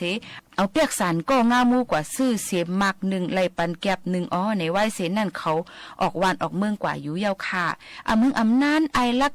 อีกตั้งไอแหลมฮอดแผวกว่ากาตีเมืองหนึ่งและเมืองหนึ่งกว่าทั่วพันปู่สะเทหลงก้อนหนึ่งค่ะเขากว่าจู้ปู่สะเทนั่นเสลัดว่าลุงสะเทค่ะเอ้ยกาในเมืองในเฮาขาอ่ำมึดคือฮู้จักเผยไหลค่ะเปออันเฮาขาป้าม้าเสียมคุดค่ำแลกูเปิ้นไหลหิมหุงจนเฮาขานั่นแค่นดอหมุนห่มปันตีอยู่ตีนวนเฮาขาเสกำเสขึ้นค่ะว่าจังหนังไหนค่ะสะเทหลวงก็ขึ้นลัดว่าป้อเป็นหนังความสู่เจ้าลัดในเจอเตะจึงหลีเย่าสู่และอควางนอนเย่าเสียมสู่นั่นก็สู่ตักไหลขายปันเกาว่าจังหนังไหนเขายินจมหน้าเสยเย่าเฮ็ดแขกปู่สะเทนั่นป้อว่าถึงขิงเตียงขึ้นเมียนพ้องเปิ้นตึกนอนรับนอนเย็นอยู่นั่นเขาสองก็โจกันลงกว่าตารางเฮิรนเสเอาคำอันเขาป้ามากำพองผังไว้ตีหนึ่งเย่าตีหนึ่งเมื่ออันผ้าป่างเมืองเลี้ยงมาเย่าจึงเขาห้องเอาปู่สะเทกว่าเลยหาคุดค้ำกาดีอันเขาเด็ดลงสึ่งซิมแมบไว้ขิงกลางขึ้นนั่นขณะคุดกาไลเสียอำว่าทบหญ้าแมนค้ำกาดีนันแลปู่สะเทก็เกื้อถางว่าเป็นอันจื้ออันใจเสียเย่าปันเงินค้ำเขานำซื้อเอาซุ้งสองไว้เสมเขานั่นอยู่เลอเสนั่นมันปันเขากว่าป้ามาลีโตนึงค่ะไว้เสไอลักตั้งไอแหลมออกมือกว่าเย่าจึงลุงสะเทแหละคุดหาคำจอดกว่ากาในสวนกานอกสวนเสก็อ่ำทบอ่ำหันลาเมื่อนั่นมันจังยึกหู้ลองอันเขาสองก็เก้าเหรียญมันสิได้ใจลำต่อซาออกเยื่นอ่ำไหลเสียเย่าจักเอาเสียมมันนั่นกำทิบเขายุ่มกว่ากำเหลวอำเลิกอำเลกว่านั่นซ้ำมีแม่ม่านหลวงก็หนึ่งนั่งลือเฮ่ออยู่เสียและเสียมนั่นกว่าเตอใส่ก็โหมันทานป้อจอนไว้ขนาดเนาะมันนั่งอ่ำจู้กันเนือปุสะเทให้ห้องป้องค้างเสียเยาก็กว่าตึงกว่าลัดเท่ามานเท่าเมืองมาเหมืองมันอยู่จอมเลยความอันล้อผ้าอ่ำป้อกินอันว่านั่นลุงสะเทก็ย้อนลุยเจอล้อผ้าตูเจ้าเก่าและเสียมก็เลยซุ้มเงินก็เลยเสียงเยาค่ะถึงมาวันหนึ่งไอลักตั้งไอแหลมป้อกว่าพุทธอยู่ที่เฮิรนสะเทหลงต่างตีต่างเมืองเสียวแลอ่อนกันกว่าเก้ากว่าลาดว่าเนื้อต้องมากเขามีคำนำไว้ปุสะเทก็ใครหู้ลองตั้งอันถูกเมียนมันแหละใจเขากึดลือแค่ใจเขากึดลือไว้ตีเฮิรนเขานั่นเมื่ออันปุสะเทอ่ำหันนั่นเขาหลักล้อมกว่าจู้กะติคอกมาเสียก็เอาคำกำพองเน็บใส่ไว้ในกาเนื้อภายหลงมานั่นเสียป้อว่าเมืองเลี้ยงมาเย่าจึงเขากว่าเพียวเอามาภายหลงมาตั้งเสียงเยาเสเดาออกมาเป็นค ปันกะติสะเทหลวงนั่นเสปุสะเทถูกใจเกียกใจหนาแลเอาเสียงกึ่งเมือง3ลูกย้อนแหลกเอามากเขาสองก็หับขามตุ้งเอาเสียงนั่นขึ้นเสียเย้าก็ออกมือกว่าข้าวตั้งกว่าแทงเย้าในค่ะป้อว่าป่น7วันเย้าจึงปุสะเทห่างเคืองมามันขี่แหลในวันในเวียงจอดกว่ากูตีกูแหลนภายหลงมามันอันตกไว้จอมตังก็มันใจขาก้นตั้งหลายเก็บซิมไว้เอามือกว่าเตาด้วยให้มันปอเลยหันคำเปิดอันคำว่าอ่ำป้าเสียแคกเสียอันเนี่ยแหละมันจังเวียนขี่มาแทงพัดเลียนปิดต้งกว่ามือใดมือเหนือนั่นขนาดเฮ็ดเฮอภายหลงมามันนั่นออกห่ำน้ำเหี่ยวไหนค่ะมันก็มึงเจนจ้าอยู่ลองอันตักเลยคำก้อยแลพัดมามันเมียนอยู่ติ๊กนั่นต่อถึงกว่าผาดเติมเมียนลูกอ่อนก็หนึ่งตายทางตีในเย้าค่ะเปิ้นอ่อนกันมาตีมัดเอามันเสแลเอากว่าส่งกะติคุณลุ่มตั้งหลายมามันก็เฮือเลยเจอหน่ะแลถึงตีเฮียงป้อเลยแตกตายกว่า8เย้าคุณลุ่มเขาแทบตัดสร้างผิวปันว่าลุงสะเทเว้ยเฮาทอกเลยตั้งเท่ามืออีกตั้งกาป่นขึ้นหลังมาเมื่ออ่ำต้อนเฮ็ดอเป็ดพิษอีสังเสแลซ้ำอ่ำตัวเลยในค่ะไล่เป็นกว่าก้อยก็เปิ้นในอาซักตันโพลูกอ่อนเปิ้นเมื่อเอาเงิน3จ้อยเมื่อปลูกจ่อกันต้อย้อนต้องปั่นกะติปอแม่มันเสว่าเจิงหนังไหนเย้าค่ะเสียงอันไอลักไอแหลมไหลมือนั่นก็ไหลเวยก็นั่นซ้ำใครไหลน้ำจ้างเพเมียงปันกันไล่และเขาสะพอตู่เฮาบ่เอาป้าเมื่อกว่าฮอดถึงตีเฮิรนใจก้นใหญ่ก้นหลงนั่นให้มันหมอแจกแพปันเขานั่นขนาดเนาะและอันไอลักยิบมือกว่าเสียงเจ้านั่นจึงไอแหลมทั้งต้องอิวต้องเจ็บเป็นอันเอาเสลเป็นอันเอาเสลแลม่นเขายุ่งกว่าอังตักนั่งเถินอ้อในไอลักก็จิกกูไลเสียงเจ้านั่นเสหังมันก็แลมันจังออกกว่าเด็ดแลนไปมือเสเพราะว่าไอแหลมออกยุ่มมาอย่าจึงเปิ้นอันทุบหันก็เสมันแลงิ้นจะเรียกไว้น่ะใครจอมห้อยตินมันนั่นก็กว่าร้อยต่อบ่ฮอดเผียวตีมันหายเข้ากว่าเนื้อหนองเยอะยะสุมไว้นั่นยาวในกาตีอันไอลักเข้ากว่าติดแมบอยู่นั่นเป็นตีอันเปิ้นเวทไว้กวายตัวนึงแลห้อยตั้งหอกเสียไอเหลี่ยมเข้ากว่าร้อยปดออกหอกควายนั่นเย้าสิแล้วปล่อยเสียงหอกหม้อเป็นกำสุดเข้ากว่าเป็นกำต่อฮอดแผ่วกว่าที่หิมก็เสมันนั่นเย้าค่ะเมื่อนั้นไอลักก็เกื้อถางว่าเป็นควายแลฮึดหอยอยู่เฮ้ยควายตัวไหนเฮ้ยว่าเจ้าหนังไหนสิกำนันไอเหลี่ยมจังลัดว่าไอเอ้ยเมื่อตักปลายตั้งเลยเทียงลูกก่อนเอามาเสียงเจ้านั่นเกาได้เอามือเกาเฮ็ดมึกเจ้าหนังเมื่อกุ้ยว่าหนังในเสว่าเสนั่นเขาสืบเข้าตั้งมือกว่าเทียงและไอลักต้องเจ็บมาเสียก็เลียนเขายุ่งกว่าไอแหลมก็ออกไปกว่าจู้ปู่ย่างเท่าก็1เสลาดว่าปู่เอ้ยปอไอลักมาถามหาในจึงอย่าไปลาดเสกำคานาเกาคาเตขึ้นเตียดอยู่กันเนือเถียงในก้อยคาอว่าเจ้าหนังไหนค่ะลื่นมานั่นไอลักขึ้นป่อพุดมาทบหันมันนอนโกมพายอยู่แล้วมันจังว่าไอเอ้ยเฮา2ก้อนในป้อเข่งอังปายกันอยู่เจ้าไหนติ๊กจึงเสียงในตีหายหลายเป็ดในมือเฮาเย้าเอามาเกาตีเอามือเกาตีเอาไปกว่าตั้งไหลว่าเจ้าหนังไหนค่ะเมื่ออันฮอดแผ่วกว่าหิมวานเปิ้นตีหนึ่งจึงไอเหลี่ยมยินต้องไม่เข้าแลใจไอลักกว่าหาซื้อเขาสุกพักสุกมาไอลักก็ป้าเอาเสียงตั้ง3ลูกออกกว่าจู้เฮิรนแม่ไม้ก็1เสียเย้าเสือซบเสือหยันเฮ็ดหนังห่างเป็นก้นตายเย้าไอแหลมไปอยู่หึงเย้าเสียแลเปออันก็เซมันปอมาได้จังจอมมาหาเฮือน1เย้าเฮือน1ตัวบ่กว่าหันแม่ไม้ก็1เฮ็ดเกียงนางให้ไปตัวตายอยู่นั่นแม่ไม้นั่นก็เฮ็ดตักถามตัวมันแล้วว่าปีเขาเว้ยมีตั้งโหลสังฆะด้วยคะลูกเก่าค่ะมีลูกชายอ่อนก็หลิวก้อยตาย8เย้าในปอตอนหนึ่งเลยก็จ่อยแถมเงินตาพุ่งล้างสร้างเกี่ยวเสียอีก1ค่ะแลในว่าเจ้าหนังในเสกำนั่นไอแหลมซ้ำวนปาในเสว่ามือไกลมือเฮามานั่นกาในมันในก้นไตยังมีเสก็ว่าว่าที่เป็นยันไอลักก้วยว่าเจ้าหนังในเสกว่านางหิมตัวไตลักเอาเข็มแต้งด้วยเมื่อนั้นไอลักเย็นไลเป็นอันเจ็บแสบหนาแลผุดลูกนางกำเหลียวลาดความกวางก้าอยู่เจ้านั้นเสไอแหลมย้อนเอาเสียงเจ้านั้นลงเฮิรนกว่าเสียเย้าสั่งลาดว่าไอเอ้ยป้อเมื่อไลห่อเข่าห่อพักอยากจึงจอมมาหาไว้ละหนาเกาตีมือไปขึ้นกาตีปังแค่ป่นมาเจ้านั้น เลื่อนนั่นไอลักป้าเอาหอกเขาจอกพักมาห้องหาก่อเสมันตีปังลือเสก็อ่ำทบอ่ำย่าเสใครส้มห้อยดินมันกว่าติ๊กๆต่อฮอดแผวถึงดีเงาไม่หุ้งลงตัวหนึ่งมืออันมันไหวไส้ไหวควาล้อมหาก่อเซมันอยู่นั่นมันเลยหันกงไม่หุงมีตั้งห้อยตีนห้อยมือก้านเข้ากว่าอยู่มันจังกว่าเอาเผอไม่เผอดอกอึดเฮฮูนั่นเสียก็อ่างตักเอาไฟจี้จุดเอาไอแหลมก็เน็ตห้องลัดว่าไอเอ้ยเมื่ออย่าไปเฮ็ดเจิงไหนเกาติออกมาจู้ไม่กล้วยวันไหนเสก้านสี่ติ้นออกมาเยอะเนี่ยค่ะไว้เสนั่นเขาเอาเสียงสามลูกแค่ไว้ไผ่หน้าเขาสีแหละย่ำแพเหมียงกันเนี่ยก็เลยเพก็อ่ำเมียนมิ้วมันเทงกันทานป้อโอนป้อมอลงกว่าอ่ำสุดอ่ำไว้และผีหลงจังออกมาเนโตมันเจ้าเสียก็ควายปั่นเสียงอันเขาเลยมานั่นอ้อนังฮื้อผู้เลยตักเตไลหรือต้อนเสผู้เลยจึงมันเจ้าปันเขาเอาเมื่อกว่าเยก็เยลูกก้วยลูกหนึ่งซ้ำมันเจ้าเอาซิมไว้เขาก็อ่ำฮัดตักเสียงตักปากกว่าสังเสเจอเสเมียวแหละหับขำตุ้งเอาเสียงเยก็เยลูกนั่นเสจังกลมนาออกเมื่อกว่าหั่งเผอหั่งมันเสียเย้าเนี่ยค่ะย้อนนั่นแหละอีสังกอลีสังว่าเฮาค่ะหมอแจกหมอเพในจึงยุ่มย้ำว่าอาปุ่มลองอันในนั่นเตเป็นคอซอนใจยก็เป็นที่ให้พี่น้องค่ะเลยเปลี่ยนเลยมีป้ายวนออกลำเดือเสตอนตาเขาสองก้อนในอยู่ว่าเจ้าหนังไหนค่ะก็การอ่ำตาหลุดตอบค่ะนะถอมเย้าเนี่ยก็แค่ดอมอทัดสร้างด้วยเสกัมในก็เป็นอาปุ่มเอามาฝากตวนจุถึงพ่อแม่พี่น้องเขาให้แรงยินถอมจ้ำกันค่ะ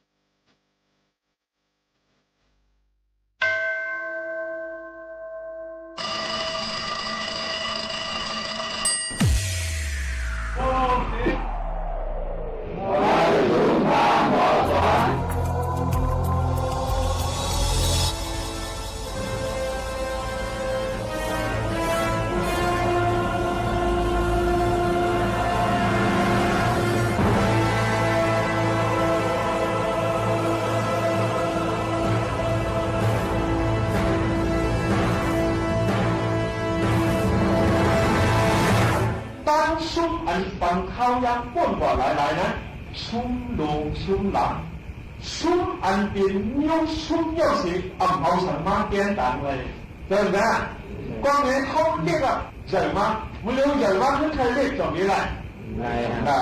อันนั้นก็ดีเลยบอกเสริมกองนี้การคิดเนี่ยมือเนี่ยต่อย้ำเลยตีเลยที่เขาเนี่ยข้างเมียเขาจังหวะตีมือหนักถึงเขาเนี่ยยังเลยว่าไว้เนี่ยการคิดเนี่ยตีเลยเตะจนมึงเรียกเลยมันเลี้ยวไม่แค่หนักมันเป็นโซลีเนี่ยมันไม่ว่าไว้เนี่ยการคิดเนี่ยตีเลยเตะจนมึงเลือกหัวเนี่ยลูกว่าเนี่ยตั้งไว้หูเนี่ยว่างเขาชอบเขาลักเนี่ยเขาเนี่ยเขาตื้อป่องเลยว่ะตั้งฮักหอมแหละอันปุงสอนดีนะหูนะเพราะในต้องจับกว่าซึ่งจับกว่าต่อสู้ต่อไปลุ้นขึ้นอีกบอกก็รู้สึกว่ามันมองผู้ใหญ่ถึงตอนตั้งมันมองข่าวเจ้าในตื้อๆเนาะเอาอย่างบอกเลยได้ไหมจังหวะข้าวย่างอันสูงกว่านั้นปีนยุอันเต้นต่างขึ้นในสีอาณาปีนตั้งสูงอันมากขึ้นแทนสีปองยาเนาะปีนตั้งสูงลงสูงหลังสีอาปีนสูงอันใหญ่สีเบิร์นอันสูงสีเบิร์นเพราะว่าไงข้าวย่างเนี่ยดูในปองเฉยๆแล้วมองไว้มันเป็นอันกาเยขันโนเมื่อได้เขาใส่เพลงก็เรียบเพราะกันไหนข้าวย่างอันปวดกว่าซื่อคือเอาทำได้เตรียมไว้ที่หรือข้าวร้อนข้าวยางอันปวดกว่าซื่อคือเอาทำได้ก่อนไหนโพสซื่อคือเอาเลยไหนจำพื้นช้าของนั้นตีทุกกำผาเนาะเมื่อรู้พื้นเอาจำพื้นช้ากำผาเนาะปืนหนูเอาตั้งหมอนรองขั้นเจอขั้นใกล้สีเลยกว้างกองตุ้งฟ้าลงไว้เข่งแถวนึงเขาดีว่ากุนลืมตู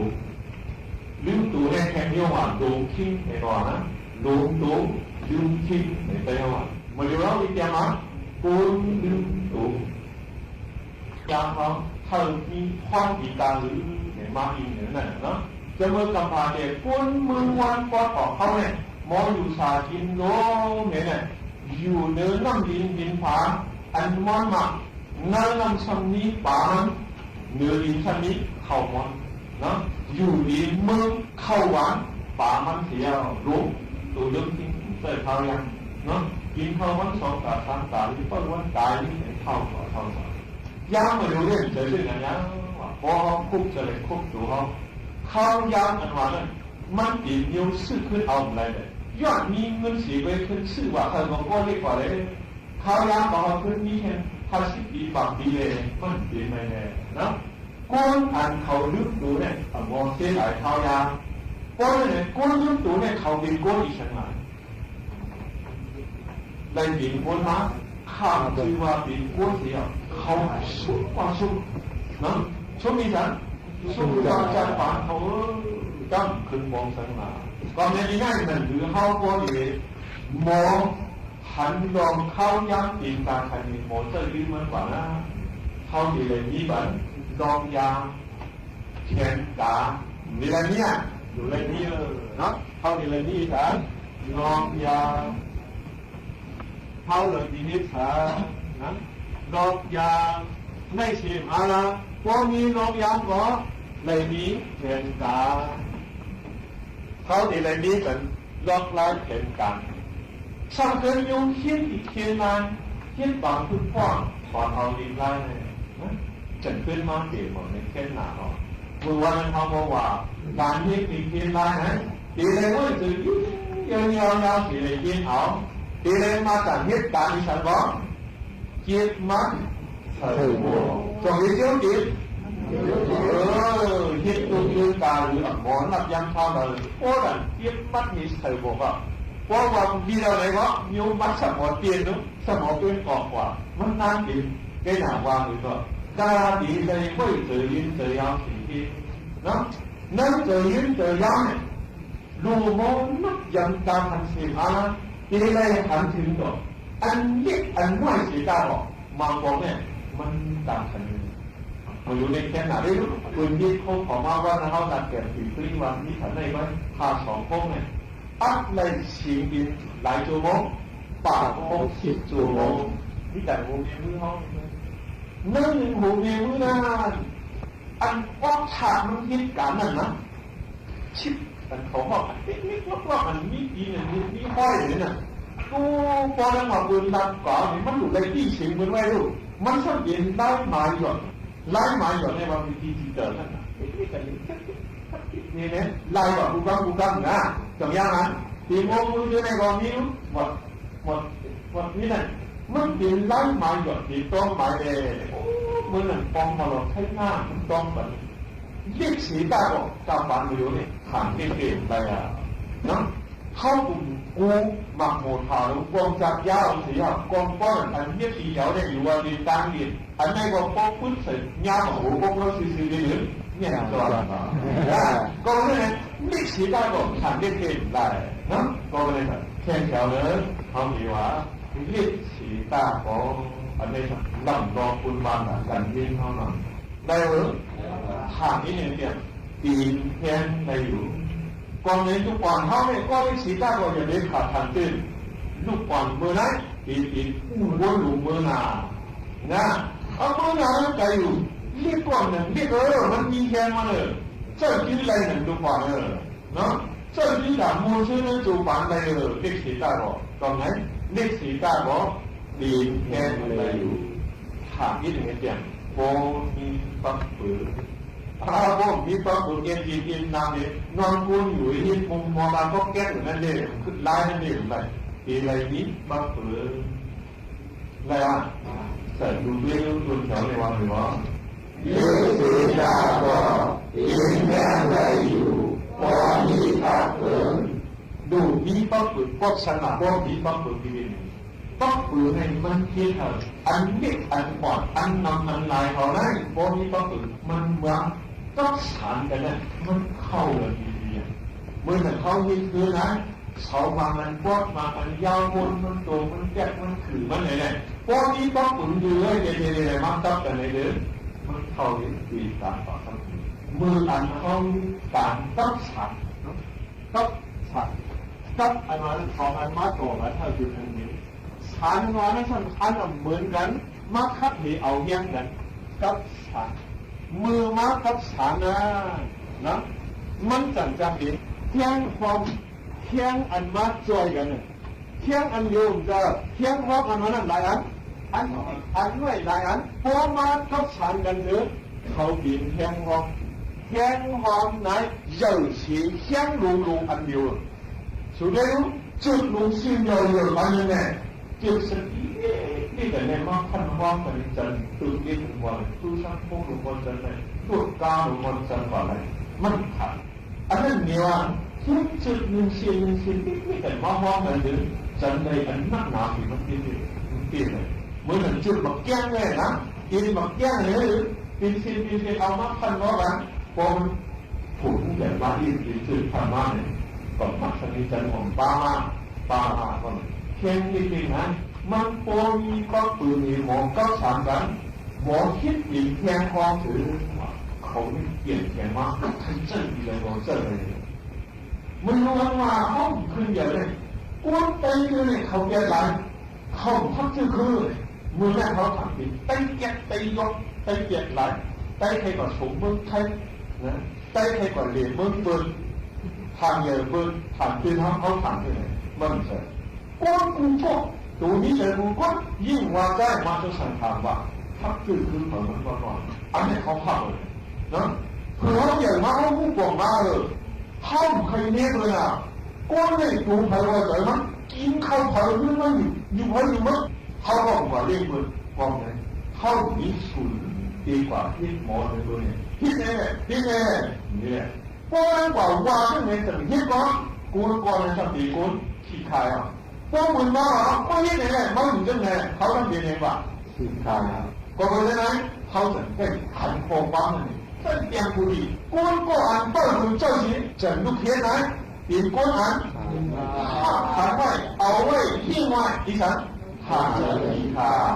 ก็เนี่ยต้นเคยยินท่านเจอดีค่ะอยากดีน้องปืนเจ้าเขาดีหนึ่งทิศเขาดีเลยบอกเจอสิลูกคิดจนตั้งดูเจ้าเก่า光按护装当都装搞些，六天能当这装搞，啊，忙好在呢，边个按照不ปืนขึ้นดูเจ้าต่อยาวก็อันปืนดูเจ้าต่อนั้น证明เจ้าดีดูเจ้าต่อ你要เป็นเจ้าดีดูเจ้าต่ออันนี้你来讲เขาก็เป็นเจ้าเขาก็เป็นเขาเป็นฉลาดอย่าไปเอาดูไปทำปีนั่นด้วยนะปืนของวันนะว่าดีๆแหละว่าคือบอกได้ด้วยไหมอันที่สีได้ก็อย่าดีกว่าหันตื่นมาจ้องอีกเนี่ยนั่งก่อนดีนั่ง拍ก่อนดี拍ลิ้นก่อนดีนะมันเจ้าเลยดีแล้วดีนะไม่ยอมเตรียมไม่ใช่หรือเรียกสีตาก็จึงยังเลยอยู่ก็มีตาเป็นขอชมผู้บ้าคนนะเขาสั่งงานอย่าดีข้านนะอย่าดีข้านนะ